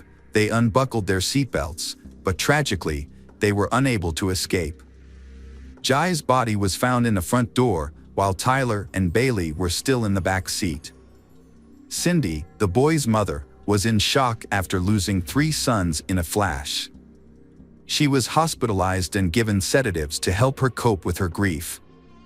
Meanwhile, Robert was also hospitalized with hypothermia and minor injuries. The Farquharsons were well regarded in the community and were considered a model family. Cindy and Robert met in 1990. They welcomed their first child, Jai, in late 1994, their second, Tyler, in 1998, and eventually married in 2000. Bailey, their third child, was born 2 years later. Jai, the oldest brother, aspired to be a fireman or rescuer. On the day of the tragedy, he helped his younger brothers unbuckle their belts in an attempt to save everyone, but unfortunately, he was unable to do so. Tyler, the middle brother, is known for his playful and prankish nature, while the youngest, Bailey, is only 2 years old and is very attached to his brothers. The boy's parents had divorced several years before the tragedy. The children lived with Cindy, but Robert visited regularly and maintained open communication with them. The tragic day was also Father's Day, and the boys spent time with their father. Cindy gave Robert a set of pots and a framed photo of his sons as gifts for the occasion. Robert took the children to KFC for lunch, then they stopped at a store to buy a new baseball bat before going to their mother's house. On the way, an accident occurred. After recovering, Robert was questioned by the police. He claimed he was not speeding, but during the drive, he had a severe coughing fit that caused him to lose control of the car. The car crashed into a fence and ended up in the water, sliding several meters before starting to sink. The children in the car were screaming. Robert managed to surface to call for help and intended to go back to rescue the children, but he was unable to do so. A toxicology report found that Robert had not consumed alcohol or used illegal drugs on the day of the incident. He had just recovered from the flu and was suffering from a severe cough. Although the incident was ruled an accident, the police needed to conduct a thorough investigation. A memorial was set up on the shore of the lake, where people brought flowers, candles, and toys in memory of the children. Robert felt guilty about the accident and sought forgiveness from his ex-wife. He expressed that he tried his best to save the children but was unable to do so. His family members supported him during this difficult time, and Cindy defended Robert, believing in his innocence. She accepted that the children's deaths were a tragic accident. Forensic experts at the accident scene were puzzled by the absence of skid marks or braking marks on the road, which were expected to be present. They later found that when the car was discovered, its ignition and headlights were off, and the rear doors were locked. This raised questions. How could this have happened? Could it be that the father intentionally did this instead of trying to save his children? On September 11th, Cindy and Robert were released from the hospital and were able to hold a burial for their boys. Approximately 600 people attended the ceremony, with nearly the entire community coming to offer their condolences. The local residents who supported the family during this tragic time were also mourning alongside the heartbroken parents, who were struggling to cope. Robert's car was taken for inspection to check its overall functionality, especially the brakes and steering system. There might have been a technical issue that caused the brakes to fail. Police continued their work at the lake, trying to piece together how the incident occurred and why, with the goal of making the area safer. They attempted to recreate the events using the same car, but their efforts were unsuccessful. The steering wheel did not turn far enough to the right for the car to slide into the lake. This led police to question Robert's account, and he was asked to come to the police station for further questioning. He repeated the same story but couldn't clearly explain why the car's ignition, heating, and headlights were off. There were no signs of skidding or braking on the road. Police offered him a lie detector test, which Robert agreed to, but he failed. Experts determined that reaching the water would require turning the steering wheel sharply to the right by 220 degrees. If Robert had merely lost control due to coughing, he wouldn't have made such a sudden turn. He would have just gone off the road and not into the water.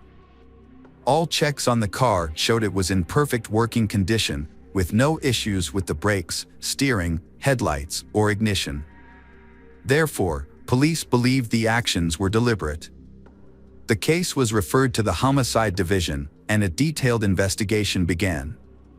An autopsy on the boys revealed they drowned, but their bodies had numerous abrasions and bruises, suggesting they may have been injured before their deaths.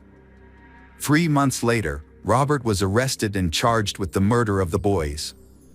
He was shocked by the accusations and insisted that he was innocent, claiming that it was a tragic accident.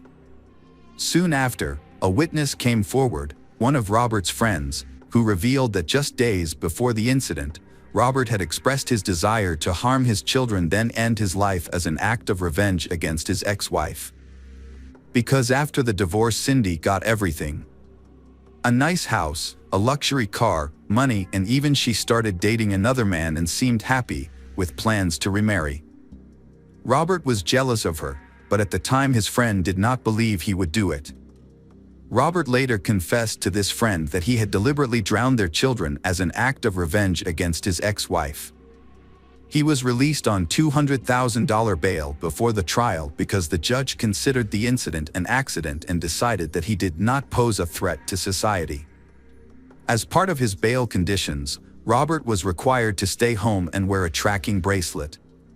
The trial began in August 2007. During the trial, Robert's ex-wife Cindy expressed her belief that he did not intentionally kill their children. She characterized him as a devoted family man. Cindy found it hard to comprehend why Robert would harm their children, even if he were upset with her. However, she acknowledged that Robert had been unhappy with her new relationship and had previously said he wouldn't let the children live with her new partner or pay alimony. Cindy firmly believed that the incident was an accident. She recalled suggesting to Robert that he spend Father's Day with the children. She sent her sons off at 3 p.m., and their father picked them up, with the expectation that they would return home by 7:30 p.m. Around 8 p.m., she was shocked to find a soaked and frantic Robert at her door. After learning about the accident, Cindy's new partner, Stephen, quickly drove to the lake. He began diving in, searching for the car to rescue the children. Robert, accompanied by his lawyer, maintained that it was an accident. A local resident who was near the lake that day testified at the trial about Robert's behavior while he waited for the boys to be rescued. The witness noted that Robert seemed more focused on finding a cigarette than on his children, which surprised him. When asked why he wasn't more worried about his children, Robert did not respond and did not attempt to dive into the water to save them. Another driver who stopped to help also provided testimony. He noted that Robert did not ask him to call for help but instead wanted a ride to see his wife. By that time, Robert appeared to have accepted that the children were dead. The driver was confused because Robert wanted to see his wife instead of seeking help for the children. Although confused, the driver took Robert with him and gave him a phone to call for help. However, Robert refused, saying that it was too late and the children were dead. The driver later felt that Robert might be mentally unstable. Regretting his decision to follow Robert's wishes, the driver called the emergency services himself, wishing he had done more to save the children. A nearby police officer commented on Robert's lack of emotion, saying that he did not act like a father who had just lost 3 sons. In contrast, the children's mother appeared very confused, pulling her hair, crying and begging for help, while Robert was barely responsive. Cindy and Stephen, her new partner, joined the rescuers to help, while Robert didn't mention his cough, which he claimed had led to his loss of control, until 11 days later. During the trial, the doctor who treated Robert confirmed that Robert was indeed ill. Robert was coughing a lot and felt weak and lethargic. However, the doctor believed that the cough would not have caused Robert to turn the wheel so suddenly. After the divorce, Robert suffered from depression, mental instability, and personality disorder. He regularly saw a psychiatrist. On the morning before the tragedy, Robert told the psychiatrist that he had forgotten to take his antidepressants. The prosecution presented evidence that there were no skid marks or brake marks on the road, and that the back door was locked and the headlights were off, which could not have happened accidentally. The prosecution argued that Robert had tried to kill the children out of revenge against Cindy, primarily because he wanted to avoid paying her child support. The jury found these arguments convincing, and on October 5, 2007, they found Robert Farquharson guilty. He was sentenced to the maximum sentence of 3 life terms without the possibility of parole. In sentencing, the judge stated that Robert's actions had destroyed his entire family in revenge against Cindy and had also ruined his own life. Cindy, the children's mother, fainted after hearing the verdict and had to be rushed to the hospital because she did not expect the verdict to be like that. After the trial, she was very confused by the experts' opinions. That Robert had intentionally killed the children to get revenge on her. Cindy wanted to visit Robert in prison to understand the truth of what happened, but he refused to see her. Cindy sued her ex-husband, Robert, for pain and suffering as well as for the death of their 3 children. As a result, Robert was found guilty and ordered to pay her $225,000 Australian dollars. Later, it was discovered that the friend who testified against Robert during the trial had a history of violence and multiple convictions, which raised doubts about his credibility. With this new information, Robert and his lawyer filed an appeal, which was accepted on December 17, 2009. Robert was released on bail of $200,000 Australian dollars on December 21. Due to errors in the judicial process, a new trial was scheduled, beginning in May 2010. During the trial, a new witness testified, a woman who said she was driving behind Robert's car near the lake. She described the car as moving at a normal speed before it suddenly swerved to the right multiple times. Inside the car, she saw 3 children, and she noted that Robert was purposefully guiding his boys toward the water. He did not attempt to brake or change direction. Most notably, Robert remained calm and did not cough while sitting behind the wheel. The woman drove away quickly and did not realize that Robert had driven his car into the water. She thought he would simply stop by the lake. She later learned about the tragedy on TV the next day and came to understand that Robert had intentionally drowned his children. She had been unable to contact anyone sooner because she was receiving cancer treatment in the hospital. After witness testimony, Cindy developed a deep hatred for Robert, believing that he had intentionally taken the lives of her children. She was convinced of his guilt and asked the court to sentence him to life in prison, ensuring that he would spend the rest of his life in prison. Cindy had Robert's name removed from her children's records and from their gravestones. On July 22, 2010, the jury again found Robert guilty and he was sentenced to life in prison with the possibility of parole. In 2010, Cindy married Stephen and they had 2 sons together. Sadly, Cindy passed away in May 2022 at the age of 50. Robert remains in prison, serving his sentence. Welcome back, mystery lovers. Today's case is going to keep you on the edge of your seat. The case of Joel Shanbrum. Joel Shanbrum grew up in the town of Northridge, California. He met his future wife, Jennifer, while working as a DJ at a club.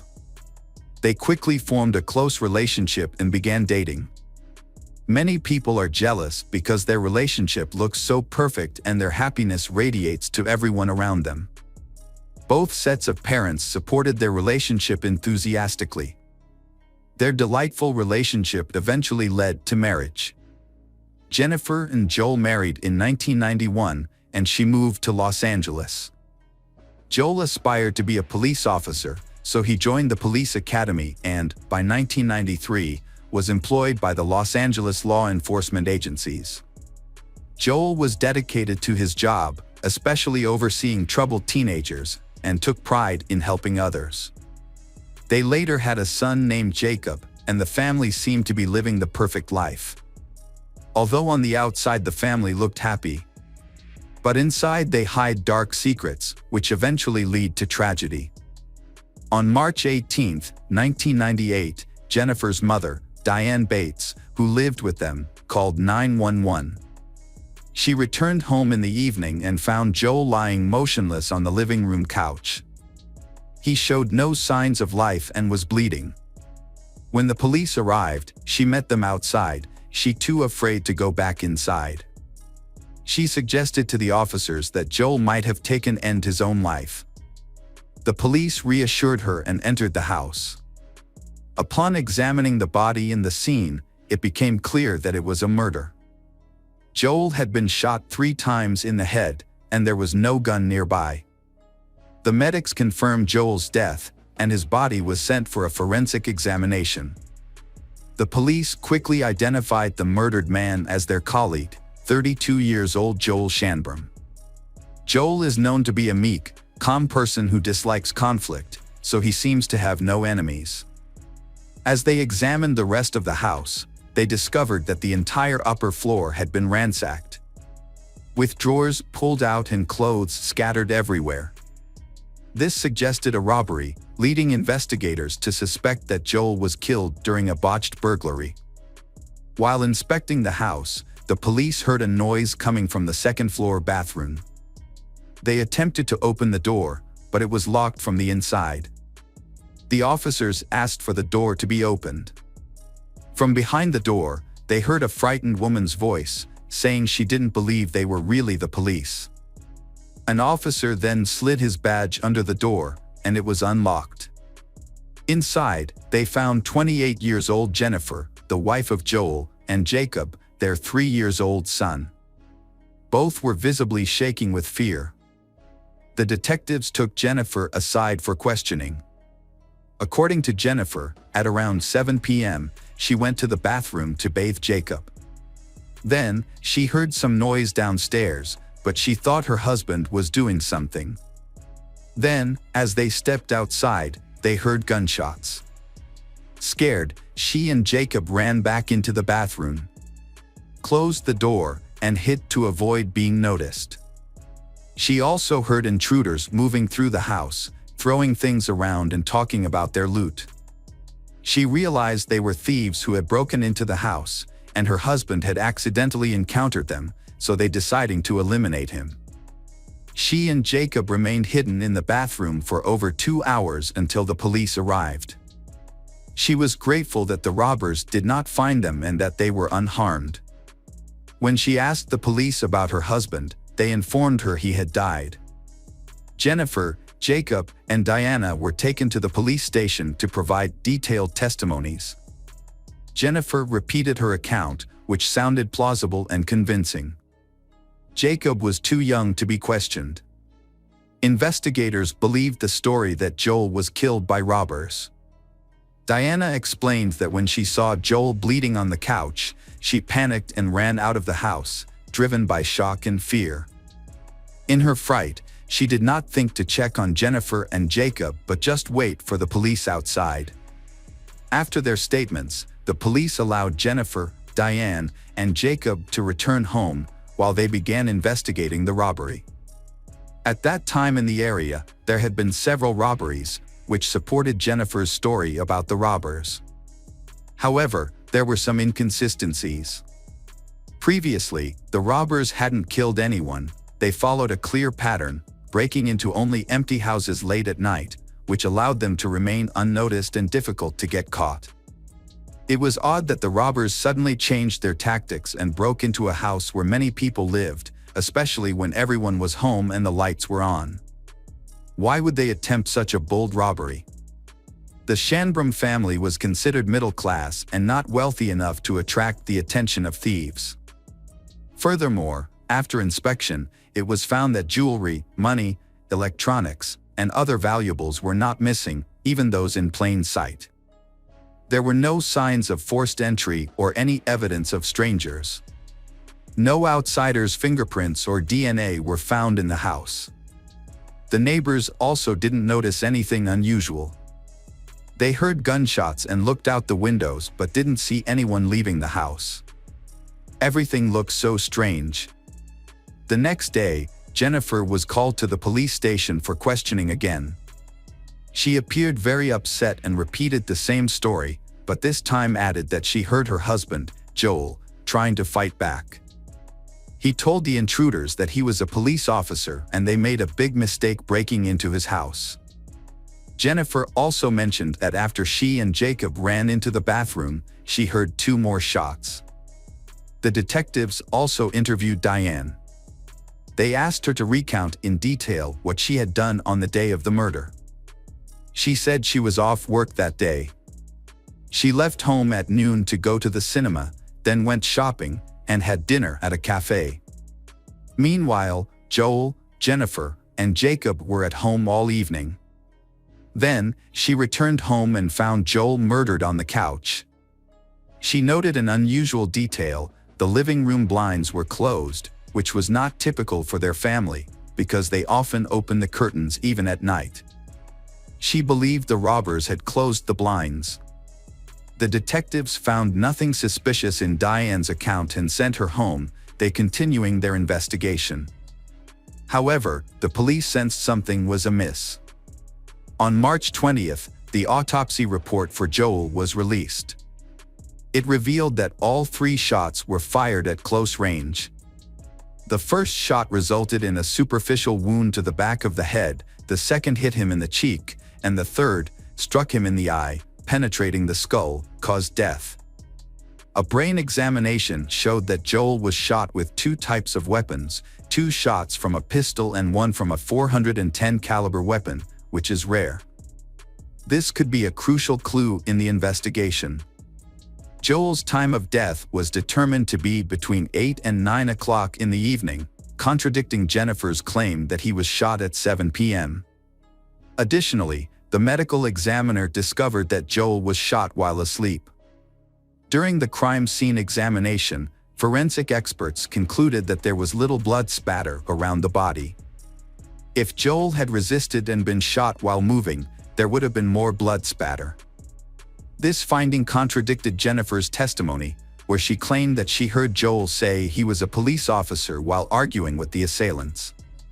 This was clearly a lie, causing detectives to investigate more thoroughly the Shanbrum family's relationship. Investigators spoke to people close to the family and discovers that Joel and Jennifer's relationship is not as perfect as it appears.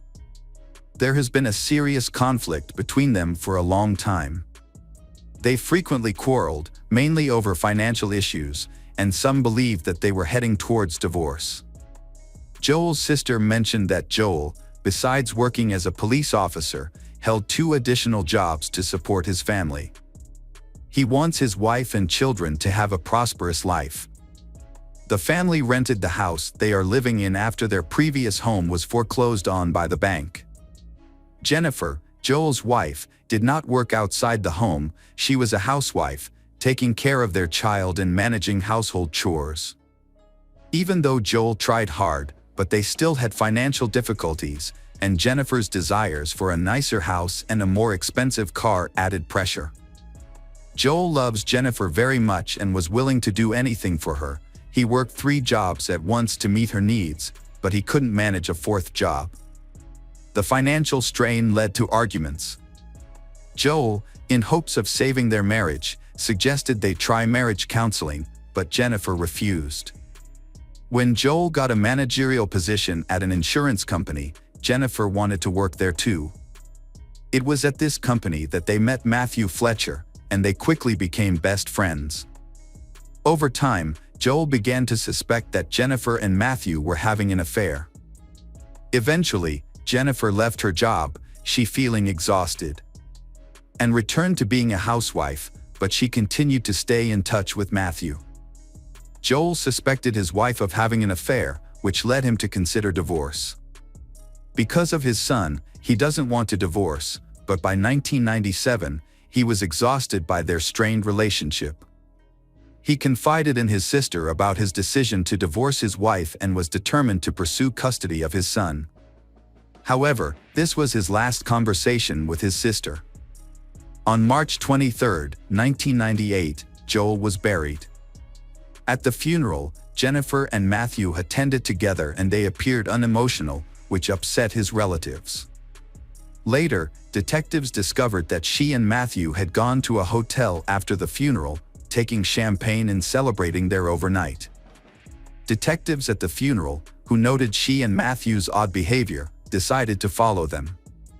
The plainclothes police had been monitoring Jennifer for a long time and noticed her daily contact with Matthew.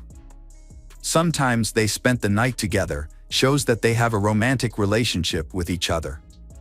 Meanwhile, Joel's relatives suspected Jennifer of being involved in her husband's murder. A week after Joel's death, Matthew was summoned for questioning at the police station. Jennifer and Matthew arrived together but denied having an affair, despite their pager messages indicating otherwise, as they exchanged numerous love messages. They were interrogated separately. Matthew was asked about his whereabouts at the time of the murder. He claimed that at 7 p.m., he visited a client's home in the San Fernando Valley to handle an insurance policy and then went to see his sister at the hospital where she worked. The police began verifying his alibi. Some parts were confirmed, but they couldn't determine where Matthew was between 8 p.m. and 10 p.m. Despite suspicions, there was no concrete evidence against Jennifer and Matthew, so they were released. Detectives continued to gather information about them. On April 27, researchers discovered that Joel had 3 life insurance policies totaling more than $1 million. The first was for $300,000 and he had obtained it while working as a police officer. The second was for $500,000, contract was paused and then reinstated shortly before the tragedy. There was also a $314,000 policy that Joel didn't even know about. He had been insured for one of his other jobs. After her death, Jennifer immediately went to the insurance companies to request the payments. The situation became more grim, as money, especially large amounts of money, is often a motive for crime. Under the second insurance policy worth $500,000, several issues emerged. Joel initially issued this policy himself but later decided he didn't need it and canceled it. 2 months before the tragedy, the policy was reopened with a signature at an office in Atlanta, Georgia. However, his sister was convinced that he didn't do this. She believed he had intentionally suspended the policy and questioned why he would reactivate it, especially given his busy schedule with 3 jobs, leaving him little time for lunch, let alone trips to another city. The detective discovered that Joel was not in Atlanta at that time, and the signature on the documents was fake. The investigation revealed that his wife Jennifer and her lover Matthew orchestrated this scheme. They traveled to Atlanta, went to the insurance company's head office, and forged Joel's signature on the policy. This suggested that their actions were premeditated. Although the evidence was circumstantial, but investigators continued to gather more information against Day. Investigators interviewed witnesses, friends, relatives, co-workers of the Shanbrum family, and thoroughly examined the case materials to find evidence to incriminate Jennifer and Matthew. 6 months after Joel's death, Jennifer received $614,000 from 2 of his life insurance policies. Although the largest policy, worth $500,000, was initially denied due to a forged signature, but it didn't seem to make Jennifer and Matthew angry. Jennifer deposited the money into Matthew's account. They began dating officially in June 1998 and soon made their relationship public. She and Matthew took a romantic trip to Mexico, got engaged, and married on Valentine's Day, February 14, 1999, in Hawaii, just 4 days before the anniversary of Joel's death. Jennifer and Matthew lived extravagantly, spent insurance money on buying a car. Joel's family was completely taken surprised by Jennifer's sudden change. They were confused and didn't understand why she was acting like that. There was something wrong with her behavior. She continues to enjoy life to the fullest, remarried, and prepared for motherhood. Most importantly, they couldn't believe that she had gotten away with Joel's murder, from which she had profited. Despite the passage of time, but the police still lacked sufficient evidence to charge Jennifer and Matthew. After Jennifer and Matthew's child was born, they began living a very private life. They rarely appeared in public and interacted with only a few people. In 2002, detectives revisited the case. They believed Diane was dishonest in her testimony. Over the years, her testimony was inconsistent, with her story changing multiple times. There was also a gap in time between when she found Joel and when she called 911. This left investigators uncertain about what happened in the house during that time and what she was doing. Her behavior appeared suspicious to the investigators. The detectives called Diane in for questioning again. She continued to deny any involvement in the crime. Investigators offered her immunity from prosecution. They promised that if she testified truthfully before a grand jury, she would not be charged with any crime related to Joel's death. Despite this offer, she still disagrees. Diane eventually succumbed to police pressure and confessed that her daughter Jennifer had been in a romantic relationship with Matthew. They planned to kill Joel, and Diane was sent out for a walk that day to prevent her from interfering. She felt she had no choice but to comply. Diane also revealed that Jennifer had always dreamed of wealth, but Joel couldn't give her that. When Jennifer met Matthew, he enticed her with promises of riches, and she became influenced by his ideas. Diane found him to be a manipulator who controlled Jennifer and held him responsible for everything. Jennifer was highly skilled with firearms, she frequently practiced shooting, and owned a pistol. Matthew also had a shotgun. After Joel's murder, both the pistols and the shotgun vanished and was never found. Detectives believe Jennifer fired 2 shots at Joel with her pistol, while Matthew fired the final shot with the shotgun. Based on Diana's confession and the circumstantial evidence, the police obtained an arrest warrant for Jennifer. Matthew was also arrested, and both were charged with the first-degree murder of Joel. At the time, Jennifer was pregnant with Matthew's second child, and then she gave birth in prison while awaiting trial. Her sister took custody of her 3 children. The trial began in March 2004. Matthew, confident due to his legal education, chose to represent himself, while Jennifer had a lawyer. They were tried together. Throughout the trial, Matthew and Jennifer appeared unconcerned. They were often seen talking and laughing with each other, as if they were not paying attention to the seriousness of the proceedings. They confident that the lack of physical evidence would lead to their acquittal, and they will not be held responsible for Joel's death. It was also revealed during the trial that Matthew hadn't divorced his previous wife, adding another charge against him. The prosecution is facing difficulties due to the lack of physical evidence such as DNA, fingerprints, weapons, and there were no other witnesses but Diane. They argued that Matthew and Jennifer had killed Joel in cold blood, with money as their primary motive. According to the prosecution, on the night of the murder, while Joel slept on the couch in the living room, she and Matthew executed their plan. She supposedly fired the first 2 shots with a pistol, and Matthew delivered a final shot with a shotgun. This occurred while Jacob was upstairs taking a bath. Afterward, they staged a robbery on the 2nd floor, took the weapon, left the house, and disposed of it. Jennifer then locked herself and Jacob in the bathroom until the police arrived. Matthew and Jennifer denied their guilt during the trial, claiming they had an alibi. Jennifer said she was hiding in the bathroom with Jacob, while Matthew was at a business meeting and then visited his sister. However, their alibi was not strong and was considered controversial. Then, the prosecutor highlighting key points: the house door was closed with no signs of forced entry, and since Joel was asleep, the door had to have been opened by someone already inside. This implicated Jennifer and Matthew. Diane, as part of a deal for immunity, testified against Matthew. While reviewing crime scene photos, the prosecutor noticed a bottle of water in the shower stall with the light on. He pointed this out to the jury, suggesting Jennifer had prepared to wait in the bathroom, indicating premeditation. The jury deliberated for 6 days before concluding that Jennifer and Matthew were guilty of first-degree murder, conspiracy to commit murder, and insurance fraud. Both received life sentences without parole.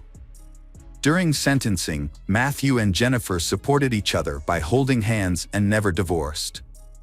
Matthew is incarcerated at the California State Penitentiary in Los Angeles, and Jennifer is at the Central California Women's Institution. Despite their imprisonment, they continue to communicate and exchange love letters. All of their appeals were rejected. Hello, crime enthusiasts, are you ready for another chilling investigation? The case of Amy Fisher. Amy Fisher was born on August 21, 1974, in New York, USA. She is the only child in her family. Amy has a rather shy and modest personality. Amy often feels lonely. Although her parents provided her with everything she wanted, because they worked long hours and had little time for her. Therefore, she formed a close relationship with her grandmother and aunt. Her father was strict and harsh, often punishing both his wife and daughter for any mistakes, which made Amy afraid of him. There were many arguments between her parents, and each time, Amy hoped they would lead to divorce. However, her father was a skillful manipulator who controlled her mother, making her too afraid to leave the marriage. At a young age, Amy suffered a traumatic experience when she was raped by a family friend when she was just 6 years old. She kept this abuse a secret. When she was 13, Amy was raped again, this time by a worker hired to fix her family's house. And once again, she chose not to speak about it. These experiences left her with deep psychological scars. Despite this trauma, Amy tried to lead a normal teenage life. She had a close group of friends and a beloved dog that she spent time with every day. During this time, she dreamed of going to college to become a fashion designer. In February 1991, after an argument over the phone with her mother about spending the night at a friend's house, Amy ran away from home. During the argument, her father took the phone and warned her that if she came home late, he would punish her. This caused Amy to not return home, and she spent several days sleeping at various friends' houses and at her aunt and grandmother's. She was afraid to return because of her father's threats. Meanwhile, her father reported her missing to the police, saying that she was unstable and uncontrollable. That same year, the girl discovered she was pregnant, which shocked both her and her boyfriend. Fortunately, her aunt helped her arrange an abortion without her parents finding out. In May, when she left the garage, she accidentally broke the side mirror of her car. She feared that her father would punish her for this incident. She had previously taken her car to a repair shop to fix a similar problem, where a skilled mechanic quickly fixed the car without her father noticing. This time, she returned to the shop alone and met a man named Joey Buttafuoco. This meeting was the fate of her life. Joey was married to Mary Jo, the oldest of 5 sisters from a Catholic family in a Long Island suburb. They met in 1971 while both were in high school and taking summer courses. Joey was charming and funny, but he had lost his mother when he was 11, which left him deeply affected during his teenage years. Mary provided him with support during this difficult time. Their relationship developed quickly, and they married in 1977, purchasing a house next to his family's auto repair shop. Mary's lifestyle changed dramatically when she became pregnant. Mary began to accept a more responsible adult life. And she noticed that Joey had not changed. While she was at home, Joey continued to go to parties as usual. Mary did not confront him about this, hoping that he would eventually change. However, this situation made her frustrated because of Joey's needs and desires. He became addicted to drugs, went to work early and came home late, sometimes disappearing for days. Each time he returned, he had a convincing excuse, because he was very good at lying. Mary endured this situation for a long time, rarely seeing her husband, and her patience was exhausted. She began to talk about divorce more often, but Joey always tried to ease her worries. And then she went on to get pregnant again. After giving birth to her daughter Jessica, she tried her best to maintain the appearance of an ideal family. Meanwhile, Joey continued his reckless behavior. This made Mary feel sad and made her see herself as a failure. As a result, she began to experience frequent panic attacks. Mary began seeing a therapist who helped her control her anxiety. However, this did not solve the problem of her uncontrollable husband. Faced with this reality, Mary had no choice but to take prescription medication, raise her child, and hope for a future where Joey would change. Mary gradually realized that they needed to move back to their old neighborhood on Long Island, as Joey's parties and friends were having a negative effect on him. She convinced Joey that they needed to move. The couple planned to buy a new house. Much to Mary's surprise, her husband quickly found a cash buyer for their current home, making it seem like a great opportunity. They could move immediately, and Mary expected to receive the money to buy a new house. However, on the day they were due to leave, Joey admitted to a serious problem. He revealed that he had mortgaged their property and given all the money to his drug dealer. It turned out that he was heavily in debt due to his drug use and had to mortgage the house just to pay off the debt. This news was quite distressing. A family with 2 children found themselves homeless and broke. Fortunately, Joey's father stepped in to help by giving them the money they needed for a down payment on a new home in Massapequa, a suburb of Long Island. However, he had his own motives. He believed Joey was incapable of managing a business and feared he would lose the auto repair shop. As a result, Joey received the money, but he also lost his claim to the family business and became just an employee in his father's shop. Despite this, Mary remained supportive and forgave her husband. She enrolled him in a rehabilitation program, which ultimately helped him. In the end, they were able to find happiness together. The Mary never expected that another woman would enter their lives. In May 1991, Amy Fisher returned to the auto repair shop to fix her car, just like she had done the previous year. She was worried about her father finding out because she didn't have any money, so she needed to come up with a story. Joey agreed to help her with this. Joey agreed to help her with this. They decided he would say she brought the car in for routine maintenance, and that while she was there, someone had hit her car at night and broken the mirror. The plan worked. Amy's father believed the story, and Amy felt grateful to Joey for helping her avoid trouble with her dad. From that point on, Amy frequently brought her car to the shop for minor repairs, which she pretended were her fault, just to see Joey more often. Amy was much younger than Joey, with an age gap of almost 20 years. However, she often flirted with Joey. On July 2nd, she went to the auto repair shop again to install a sound system. Because her father could not take her home after leaving the car there for several hours. Then Joey offered to drive Amy home himself, and she agreed. When they arrived at her house, he asked if she could show him around, and she agreed. They had sex for the first time at her parents' house. After that experience, the girl began to consider Joey her boyfriend. They met again that night. Even though she was only 16 and he was 35, they began their relationship. Amy and Joey's relationship continued over the next few years.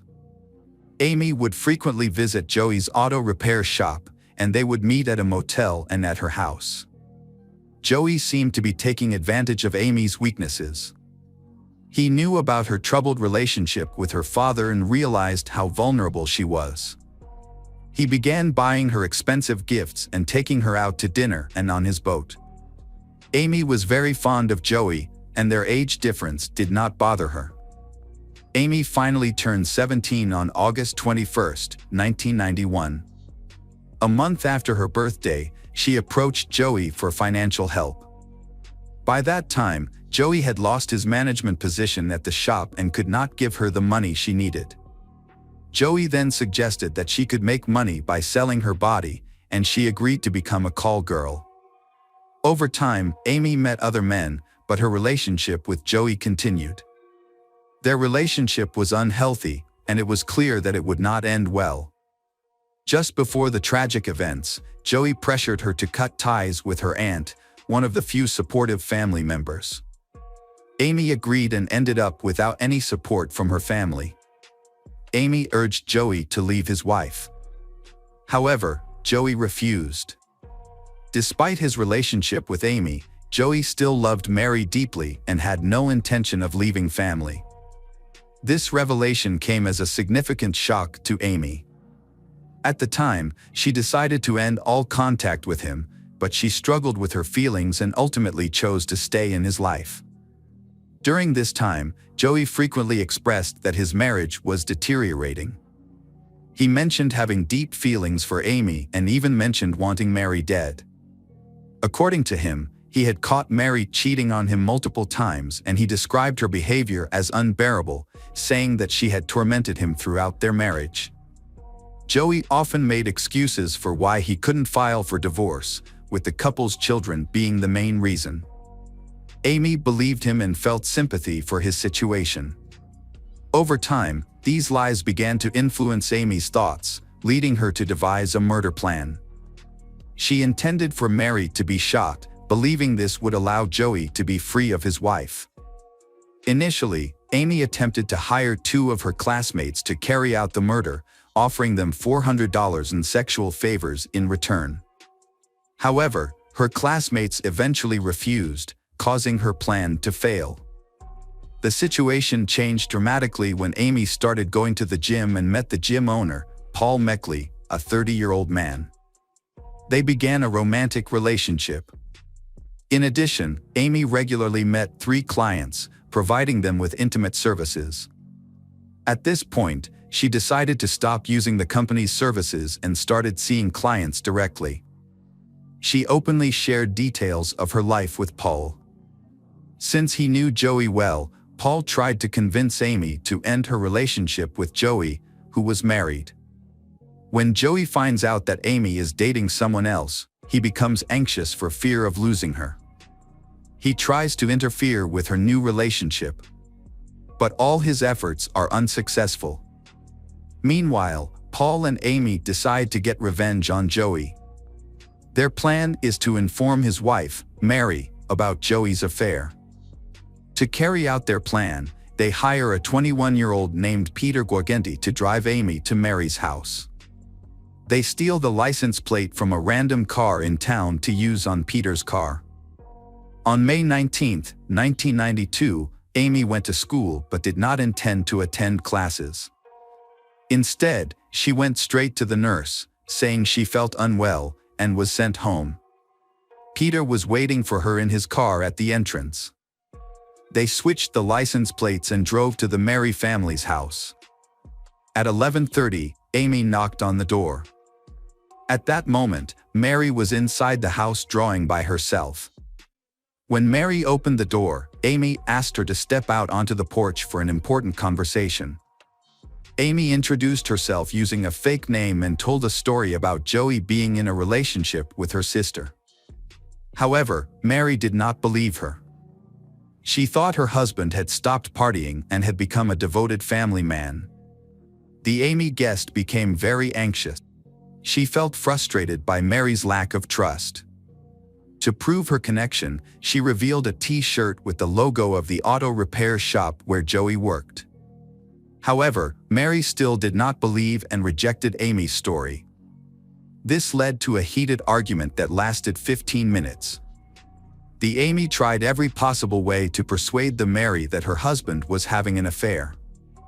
Amy concealed important details such as her actual age, where she lived, and her relationship with the Joey, twisting the truth to fit her story. As a result, Amy's lies seemed even less credible. Eventually, the Mary turned away and headed for the door, asking the Amy to leave. It was clear that she viewed the girl's claims as fabrications and had no intention of listening further. In a fit of rage, Amy hit Mary in the head and accidentally shot her. The recoil of the gun knocked Amy to the ground, and Mary landed on top of Amy. She then pushed Mary away, quickly got up, and got into Peter's car. She later told Peter that the gun had gone off accidentally, claiming that she had only meant to scare Mary. After fleeing the scene, they dumped the gun and Mary's bloody clothes in a sewer near her house. She returned home and pretended that nothing had happened. A passerby heard a loud bang but did not see Amy. He found Mary lying unconscious in a pool of blood on the porch. He quickly ran to a neighbor's house for help and called an ambulance. Doctors arrived in time and discovered that the bullet had hit a vital artery and shattered her jaw. Mary had lost a significant amount of blood and was in critical condition. Thanks to the passerby's quick actions, she had a chance of survival. Doctors assessed her condition and thought she had a good chance of recovery and rushed her to the hospital. The bullet was lodged near her spine, making it impossible to remove. Mary was placed on life support overnight while undergoing surgery. Fortunately, she regained consciousness a few days later and was able to provide the police with a description of her attacker. Mary repeated Amy's story, but Amy had given a false address and name, rendering the information futile. However, there was one clue: a T-shirt with the logo of Joey's auto repair shop.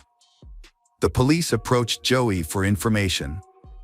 He explained that he had distributed a large number of the T-shirts for promotional purposes.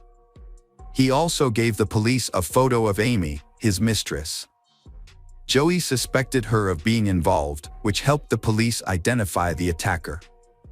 On May 21st, Amy was arrested on the street near her home. She was then subjected to a 12-hour interrogation without her parents or an attorney present, a violation of the legal protections afforded to minors. Her parents had no idea what had happened. When they returned home that evening, they assumed Amy had simply run away again, so they were not concerned when she did not return home that night. The police did not inform them that their daughter had been arrested for attempted murder. When details of the case became public, journalists quickly became interested in Amy, a girl with a troubled life and crime. They reported that she had sold her body and had attacked a respectable married woman with a gun.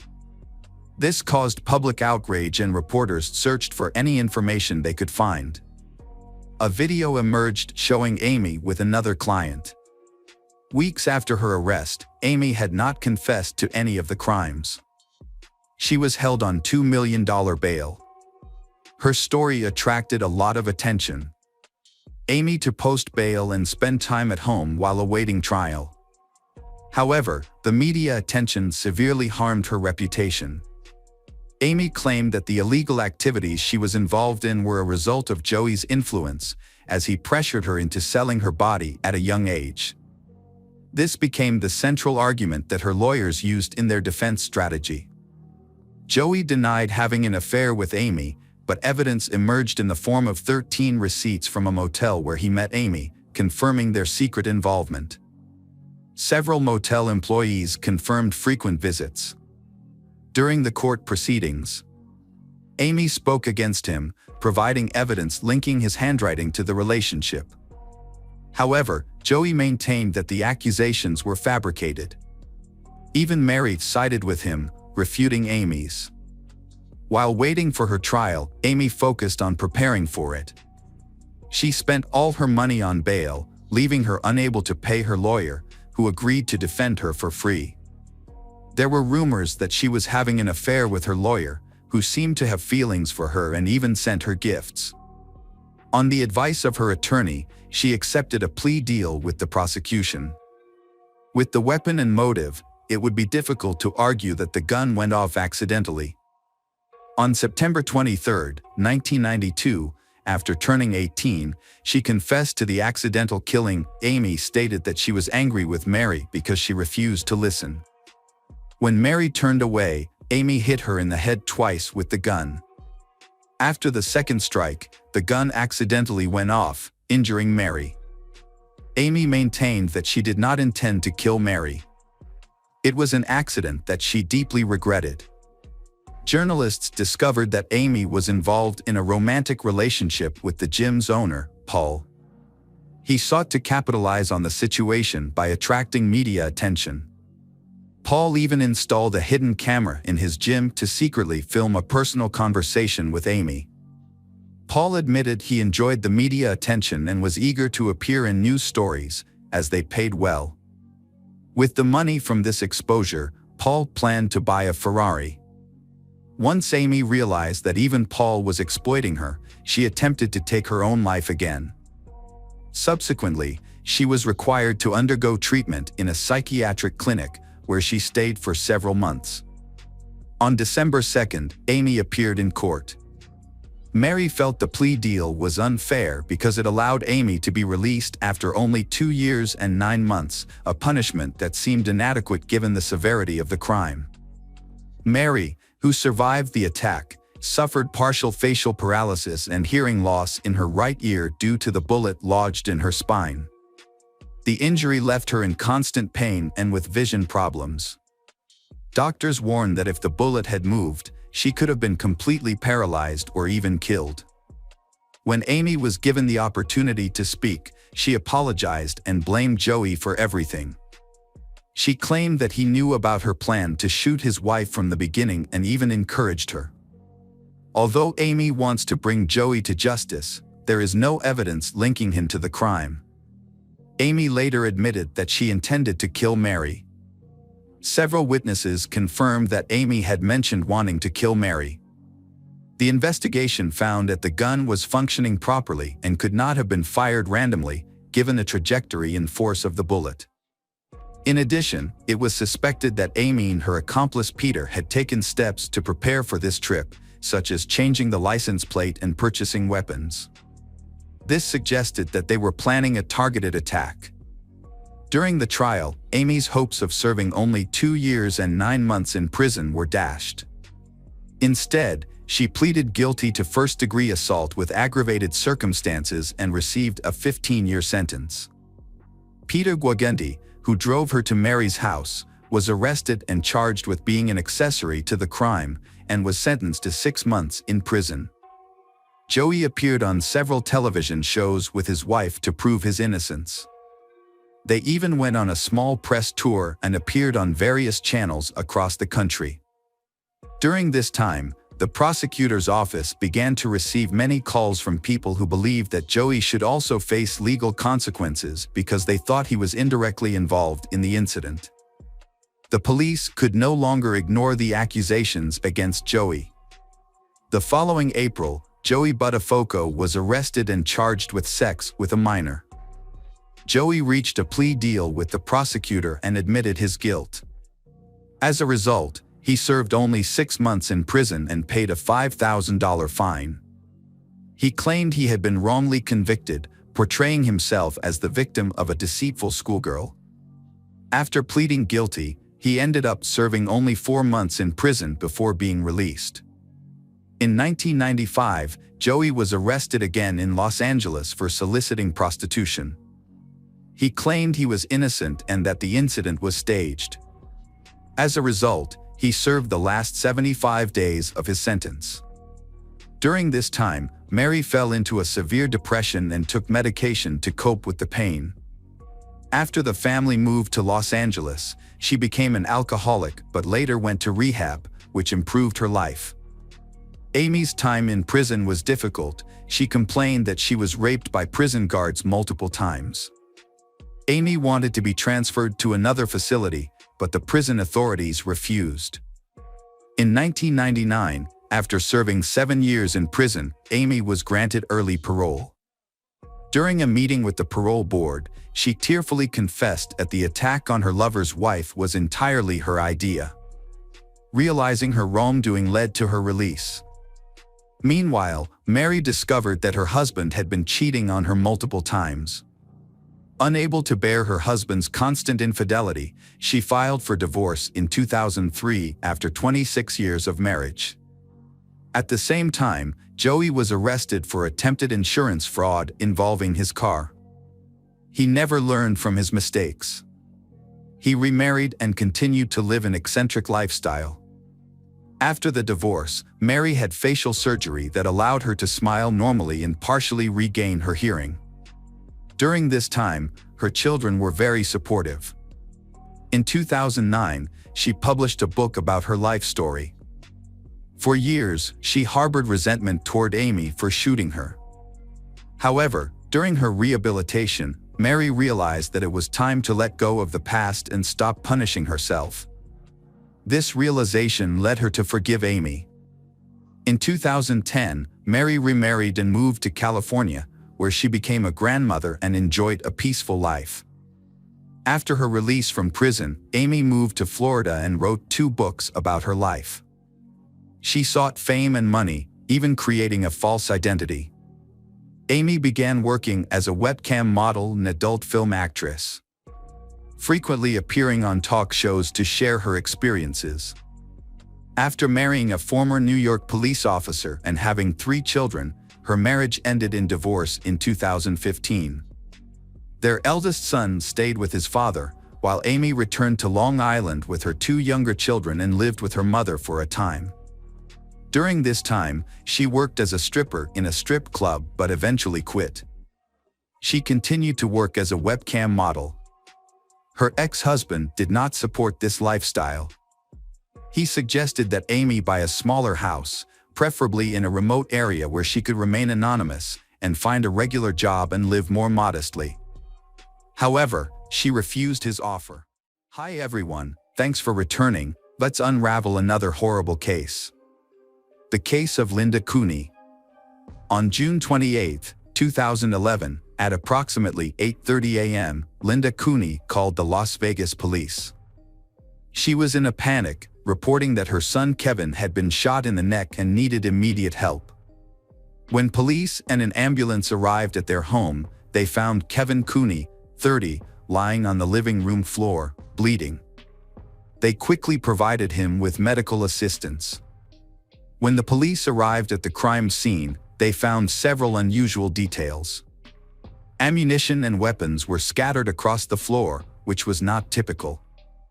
They determined that the Kevin had been shot with Linda's pistol, but she could not identify who fired the weapon. There were no signs of forced entry into the house, and nothing appeared to be stolen, so they ruled out robbery as a motive. Linda was 63 years old at the time. She remained calm during the police interrogation. The interrogation lasted about an hour and was recorded.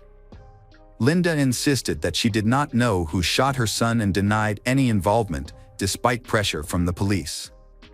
When the police arrived, Kevin only had time to say that the shooting was an accident before he lost consciousness.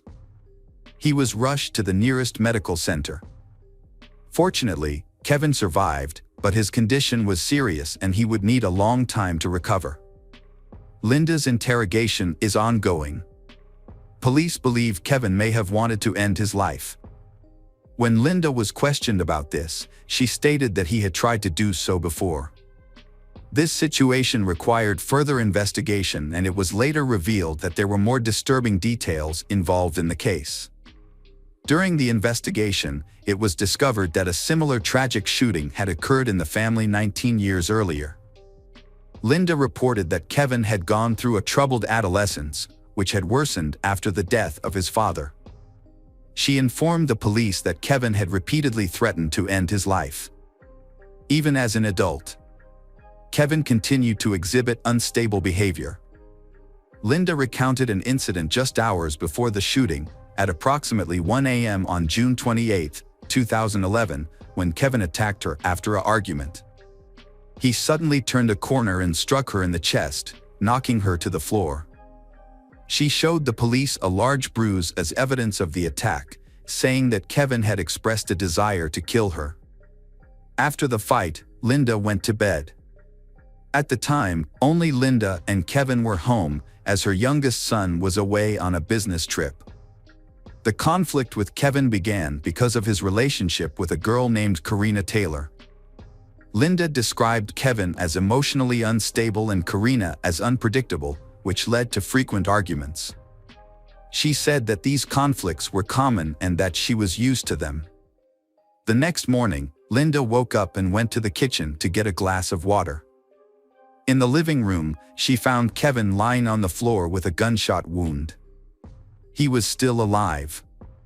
However, strangely, Linda said that she did not hear the gunshot. Experienced police sensed deception from the start. It appeared that Linda was trying to conceal what happened that night. She was careful with her words, while the Kevin was unconscious and there were no other witnesses for the police. So they decided to test the only piece of evidence, a .357 Magnum pistol used in the shooting. They knew the gun belonged to Linda. What is even more astonishing is that 10 years ago, Kevin's father, Jim, was shot with this gun in Palm Beach, Florida. Police investigated the case and learned that Linda had been acquitted of murdering her husband, after which Linda tried to reclaim the gun, claiming that she needed it for self-defense. She eventually succeeded in getting it back. The police try to find some similarities between Jim's and Kevin's cases that might support the idea that Linda tried to kill her son. They may even consider re-examining the first crime. Meanwhile, the police talk to family members. Jim's brother, Bob, believes that Linda intentionally shot both cases. He never trusted Linda, but there was nothing he could do to protect his family from harm. Bob was the eldest child in a wealthy and large family.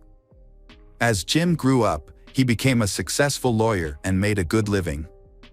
The family originally came from Palm Beach, while Linda was from the Midwest, where her parents owned a small family farm in Wisconsin. Jim and Linda met at a party, and after a brief encounter, he fell in love with her beautiful brunette. However, Bob is skeptical about Linda. He finds it strange that she works as a secretary at a law firm and is involved in questionable activities. Jim was deeply in love with her, so he ignored his family's objections and married Linda in 1979. Together, they went on to have 2 sons. Linda had 2 children, Kevin, born in 1981, and Christopher, born later. However, their marriage was not a happy one. Linda accused her husband, Jim, of being abusive. Over time, their relationship deteriorated, leading Linda to report Jim to the police for assault. However, she was unable to produce any evidence or testimony to support her claims. There were no obvious signs of abuse, and many people found it hard to believe that someone as respected and decent as Jim could harm his wife. After facing accusations that damaged his reputation, Jim decided to file for divorce. After the divorce, the children continued to live with Linda in Jim's large house, while Jim had to pay child support.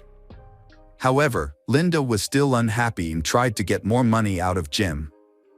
Meanwhile, Jim wanted to spend more time with the children, but if he did not pay her in advance, the children would not be home when he visited. According to Bob, each visit cost Jim $500, a large sum at the time. Jim became increasingly frustrated when he realized that Linda was taking advantage of the situation and blackmailing him. Jim, an attorney, chose to follow the law. On February 7, 1992, he visited his children, not with cash as he had done before, but by court order. The court ruled that Linda had to allow the children to communicate with their father. Unfortunately, during this visit, Linda shot him, resulting in his tragic death. Family members believe that she was angry that he refused to provide financial support because she had previously relied on her ex-husband while not working. In a fit of rage, she shot Jim and then called the police to report the incident. When the police arrived, they found Jim lying on his back in a pool of blood. He was holding a kitchen knife in his right hand, and he had died from multiple gunshot wounds. Linda shot her ex-husband at close range but claimed it was self-defense. She stated that Jim attacked her with a knife, leaving her no option but to shoot him. However, police were doubtful because Linda had no injuries at all. There wasn't a single scratch on her body. This led to questions about whether Jim had actually attacked her and what his motive might have been. In the end, Linda's account was not believed, and she was arrested and charged with first-degree murder. The key witness in the case was her son, Kevin Cooney, who witnessed the murder of his father. He was called in to testify. On that tragic day, younger brother, 8-year-old Christopher, was hiding in a closet and couldn't see the events unfold. Kevin, however, was in the bedroom with the door open to the kitchen, where his parents were arguing. He watched through. He looked through the crack in the door. Kevin remembered feeling terrified and anxious. He was frozen in place, unable to move, when he saw what had happened. Kevin reported that before the shooting started, he saw his father holding a shiny object, but he couldn't identify it clearly. He thought it looked like a knife, but it might have also been a key or something similar. After the shooting, when he left the room, he noticed his father no longer had anything in his hand. It was only after the shooting ended that a knife appeared in his father's hand. When the police arrived, they suspected Linda had staged a self-defense scenario by placing the knife in Jim's hand. Linda had a strong motive for this action because her husband's sons would inherit his money upon his death. Her children would benefit from Jim Cooney's life insurance policy, worth $1 million, which, along with his considerable estate, would be passed on to his children. However, the most compelling evidence the police uncovered was not Linda's call to the police, but her phone records. They discovered that before calling 911, she had contacted her lawyer first, possibly to seek legal advice. During the 911 conversation, Linda made several verbal errors, possibly due to confusion. She asked for backup and claimed that her ex-husband was trying to stab her, despite having previously said that she had shot him and that he appeared to be dead. The police were certain that Jim was dead before she called her lawyer, and she only contacted the police afterwards. It is also feared that, before her arrest, Linda had convinced Kevin that the knife had been in his father's possession the entire time. During the trial, Kevin testified that he saw an object in his father's hands. In 1993, 11-year-old Kevin took the stand as a witness. He spoke with a stutter due to fear and held a small toy. Although his testimony was somewhat confusing, it was convincing enough for the jury to quickly acquit Linda Cooney, leading to her release from the courtroom. Clearly, Kevin's testimony played a crucial role in her defense. Afterwards, she gave an interview to numerous media outlets, describing her ex-husband as a typical abuser. She maintained that she was not a murderer but acted in self-defense. To protect herself and her children, some people supported her. However, most Palm Beach residents who knew Linda's family did not believe her explanation. Because of Jim's calm and non-confrontational nature, the locals looked down on her and assumed she was the murderer. As a result, Linda could not stay there long due to the public backlash and the potential for conflict.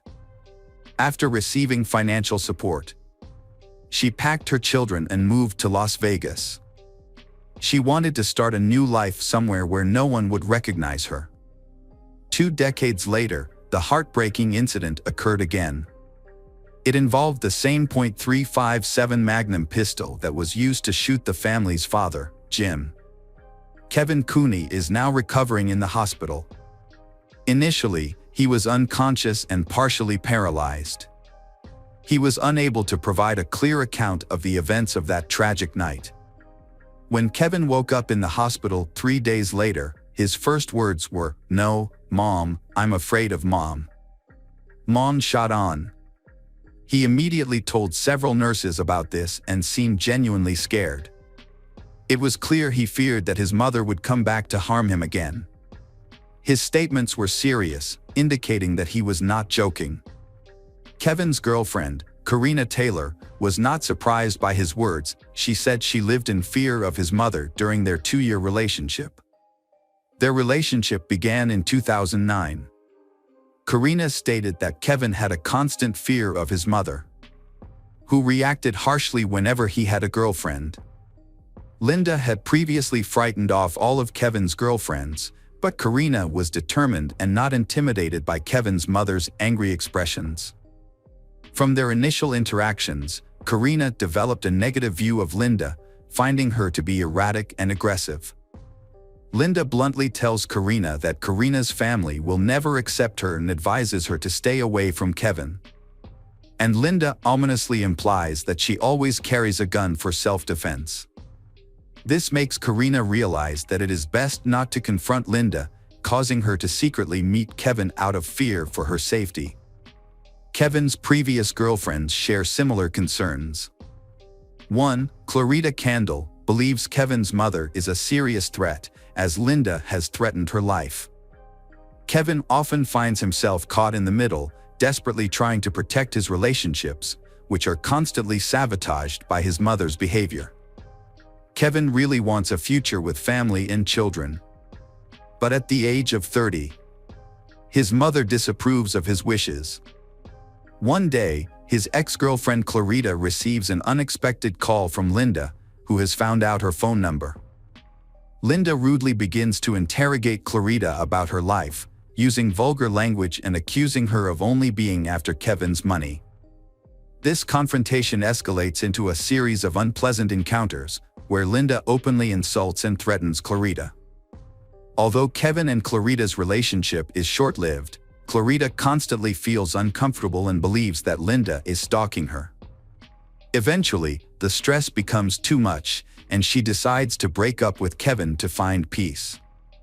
Linda's plan to keep Kevin away from the girls worked for a long time, but it didn't work with Karina Taylor. Kevin and Karina's relationship grew stronger, and he wanted to build a life with her. He decided to leave his mother and move in with Karina, sharing their plans on social media. When Linda found out, she started spreading rumors and even contacted Karina at her work. Kevin wanted to make things right with Linda, and Karina believed he tried to do so the night he was shot. Kevin could not stand his mother's control, so he announced that he was leaving. However, she refused to let him go and used a weapon. She went down from the 2nd floor and shot him in the neck. Police determined that Linda used a .357 caliber gun, the same gun used in Jim's murder. Police discovered that, once again, Linda did not immediately call the police. She waited about 15 minutes before seeking help while Kevin was on the verge of death. Phone records show that she first called her second son, Christopher, who was not nearby. The investigation concluded that Linda was guilty of attempting to murder her son. She was arrested and charged with the crime. On April 8, 2014, Linda went on trial. It had been more than 20 years since she first killed her husband. This time, the trial was held in Las Vegas, where she was charged with attempting to murder Kevin. During the trial, his younger brother Christopher, influenced by his mother, believed that his brother was responsible for the situation. He described Kevin as a very cruel person, often violent at home and often arguing with his mother. During the call, Linda informed Christopher that Kevin had attacked her by hitting her and threatening to kill her. In response, she retrieved a loaded pistol that she kept in the living room for self-defense. She intended to use it to protect herself and stop Kevin, but he took the gun from her. While he was armed, Kevin accidentally shot himself. The defense attempted to present this as an accident, but this was inconsistent with Linda's initial statement, in which she claimed that she did not see who fired the shot, and Kevin also claimed that his mother shot him. During the trial, the prosecution presented testimony from 2 girls, one former girlfriend and one current girlfriend of Kevin, as well as 4 nurses who had contact with him during his hospital stay. All of them confirmed that Linda shot him. In addition to their statements, there was considerable physical evidence, including fingerprints found on the weapon. For months after the shooting that left Kevin paralyzed, he was able to testify in court, but he altered his original story.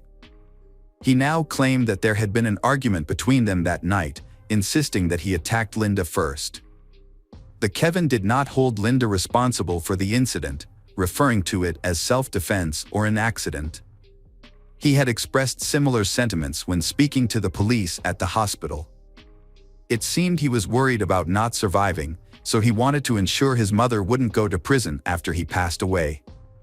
Kevin loved his mother deeply and continued to protect her, but this did not alter the reality that there had been reports of arguments and domestic violence coming from their home for several years.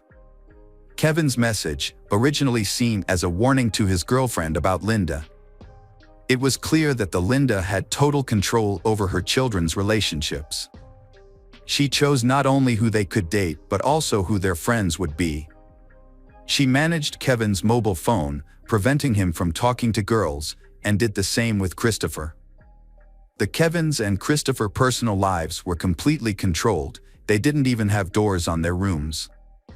Even though they were grown men, they still had to rely on their mother's permission for everything. Since childhood, Linda has said that they owe her their lives for the violent events of 20 years ago. They truly believed that their father intended to harm them, which made them completely submissive to Linda's authority. The trial was ongoing, and its outcome was uncertain. The prosecution argued that the Kevin was trying to escape his mother's oppressive control. When Linda realized she was losing control, she grabbed a gun and attempted to kill Kevin. They presented strong evidence, including a video of the Kevin in a hospital bed, where he claimed his mother shot him. However, Kevin refuted this claim, stating it stemmed from anger. While in court, Kevin appeared to take full responsibility for the incident. He admitted to threatening his mother, breaking down in tears and begging Linda for forgiveness.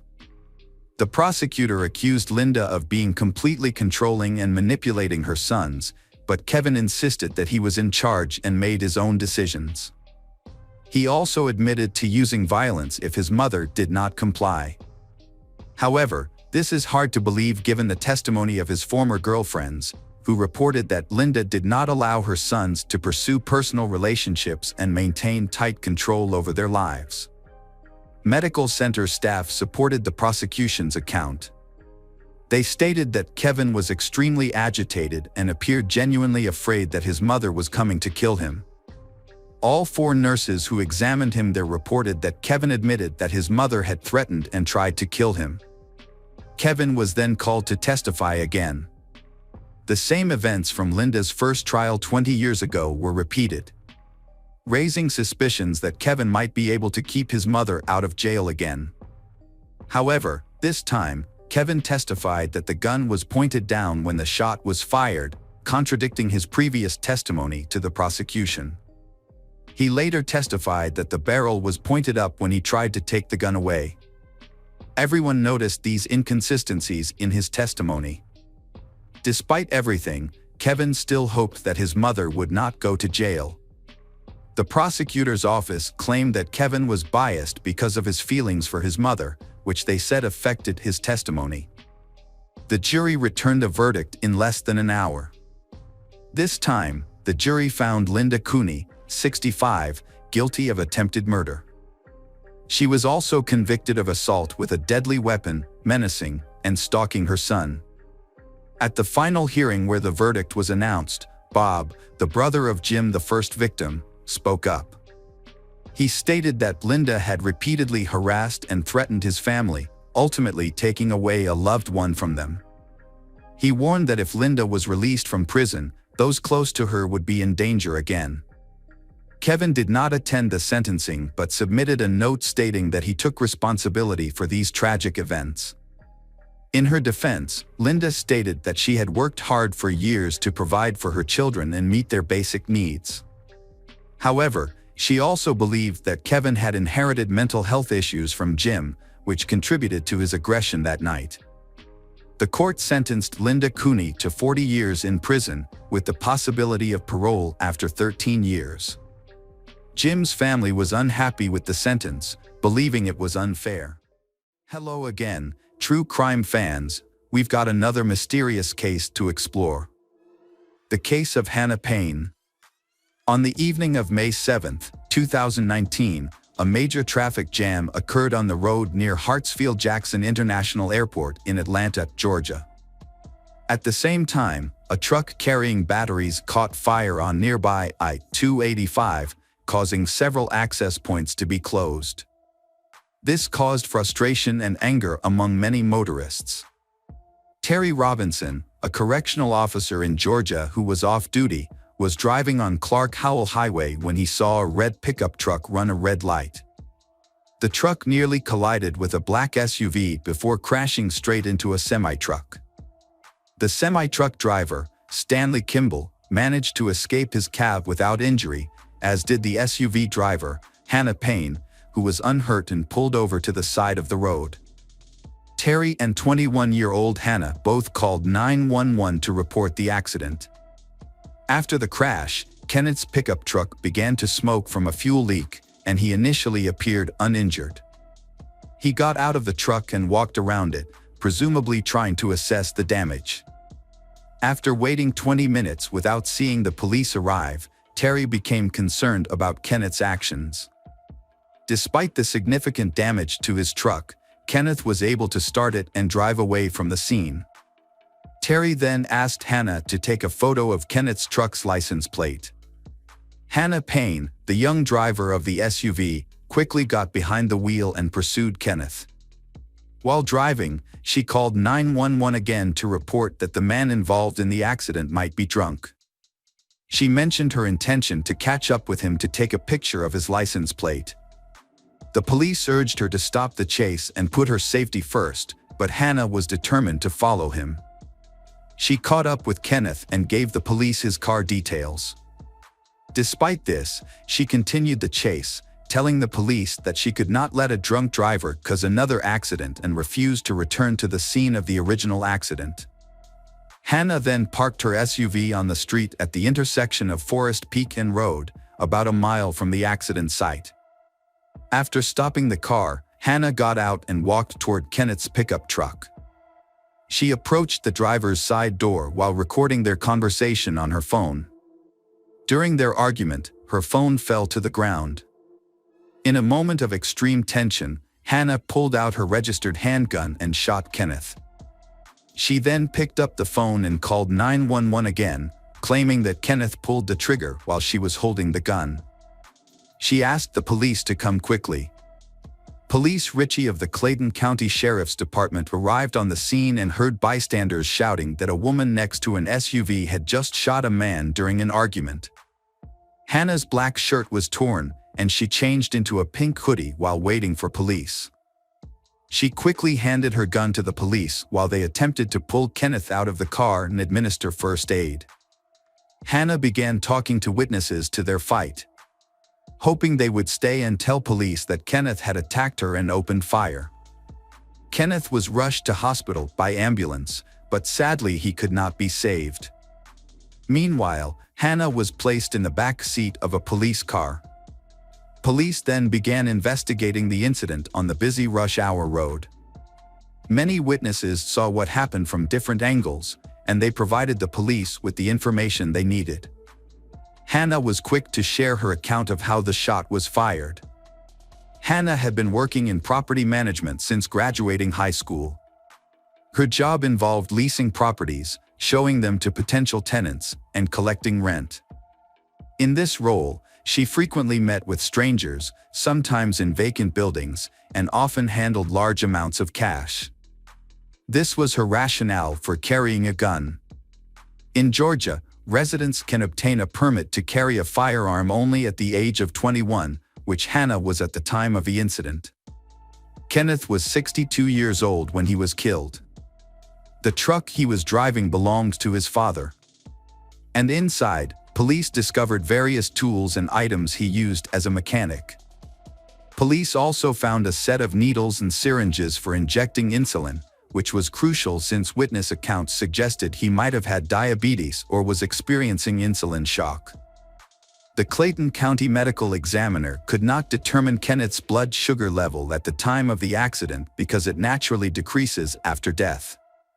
However, key witness Terry Robinson, who worked at a state medical facility, told the police that Kenneth was acting like a diabetic.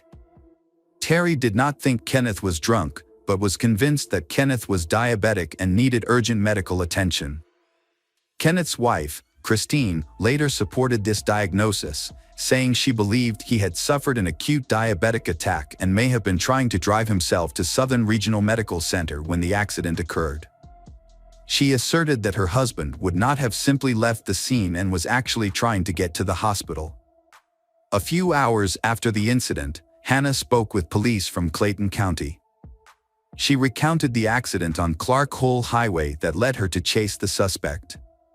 Hannah explained that she had approached Kenneth to persuade him to go back to the scene of the accident, following the instructions from the 911 dispatcher. When he crossed into oncoming traffic to turn right, she saw a chance to make him stop. Hannah mentioned that she walked towards him while holding her cell phone, telling him she was currently on the line with police. At that moment, her phone fell to the ground. He then grabbed her shirt and ripped it off. Kenneth said he had something for her, which scared Hannah. In response, she pulled out a gun and threatened him. This made the situation worse, and at one point Kenneth tried to knock the gun out of her hand, leading to a struggle. Hannah reported that the gun moved, sometimes pointing the barrel at her and sometimes at Kenneth. Then, a shot was fired. Hannah told the police that she did not remember whether she had her finger on the trigger during the struggle and continued to insist that it was Kenneth who fired the shot. The gun had a double safety feature. First, the user needed to squeeze the handle to activate a switch on top of the weapon, and only then could they put their finger on the trigger to fire. Hannah mentioned that she didn't put her finger on the trigger because she was aware of how the safety worked. She believes that during the struggle, the gun may have spun, allowing anyone to release the safety catch and pull the trigger. Tiana McKinney, a witness, was driving a coworker home at the time. They saw Hannah's SUV. After noticing that the SUV had cut off Kenneth's pickup truck in the opposite lane, leading to a heated argument, she called 911. Tiana's account contradicts Hannah's story. She said that Hannah cut off Kenneth's truck, then Hannah got out of her SUV, pulled out a gun, and threatened him. Tiana wasn't the only one who noticed Hannah was the attacker. Cameron Williams captured a short video of the confrontation between Hannah and Kenneth. The video shows Hannah holding the gun, walking away from her car, and then bending down to the ground. Cameron thought that Hannah was bending down to pick up her dropped phone at that moment. Clayton County Police documented her injuries. After questioning her, they discovered scratches on the back of Hannah's neck where she said Kenneth grabbed her and pulled her forward. There was also a red, swollen area on her right wrist where Kenneth allegedly grabbed her. Hannah also mentioned a bruise on her lip, and her hand also appeared to be injured. While waiting for the police at the station, Hannah nervously bit her fingernails, claiming that they had broken during the struggle. When the police searched the car, they found several items that could support Hannah's claim that Kenneth had reached for a weapon inside. Among the clutter in the car, they found a flashlight and, most notably, a knife. However, only Hannah accused Kenneth of trying to get something to harm her, raising doubts about the reliability of her testimony. As a result, an arrest warrant was issued for Hannah Payne, which includes charges of murder, aggravated assault, and false imprisonment for Hannah stopping Kenneth's truck and pointing a gun at it.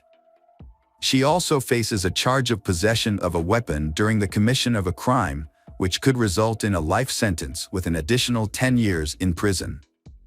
Hannah's attorney, Matt Tucker, described Hannah as a good and responsible citizen. He argued that she pulled the gun to protect her life.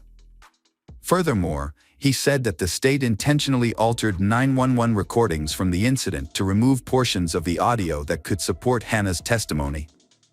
Hannah was eventually granted bail and placed under house arrest, where she wore an ankle monitor and had a curfew of 9 p.m. Her release on bail upset the Kenneth family and many others who believed her actions were racially motivated. The case received widespread media coverage because it involved a white woman who shot a black man and was granted bail twice. Hannah's family later gave an interview, criticizing how the media portrayed her as someone very different from who she truly is. Hannah's parents expressed their condolences to the family of the Kenneth, while emphasizing that Hannah is a kind person who treats everyone equally, without regard for race or other differences. Hannah's trial was postponed first to 2020 and then to 2021. Even after 3 years, the trial has yet to take place. Kenneth's brother, Keith, contacted an organization that addresses issues of racism, seeking support. In his letter, he described Hannah as a cold-blooded criminal who refused to provide timely medical help to his brother, leading to his death.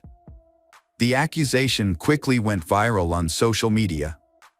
By spring 2022, Hannah remained under house arrest, and her trial date had not been established. During this time, the NAACP released a statement expressing deep concern about the slow progress of the case and urged for a quick resolution. A trial date was eventually scheduled for later that year. But the case experienced an unusual delay when defense attorney Matt Tucker did not show up in court.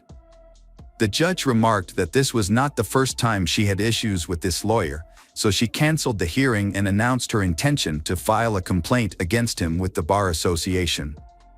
Matt Tucker later informed the court that he was unable to attend the hearing due to having suffered a stroke and being hospitalized. In December 2023, nearly 4 years after Kenneth's murder, the much-anticipated hearing finally occurred. Clayton County Prosecutor Bonnie Smith presented evidence about the day of the shooting. Witnesses who were present at the scene also shared their accounts of that day. Since the incident unfolded rapidly, their testimonies varied and sometimes conflicted. One witness claimed that Hannah drew a gun as soon as she exited her car, while others asserted she only did so after she and Kenneth had already begun arguing. Despite these inconsistencies, the witnesses agreed on key details. Describing Hannah's approach to Kenneth's car as aggressive and noting that they witnessed her striking Kenneth. Hannah's claim of self-defense would not have been valid if the jury determined that she was the attacker and did not attempt to defuse the situation. Medical experts concluded that Kenneth died from a single gunshot wound to the abdomen, with no other injuries to the body.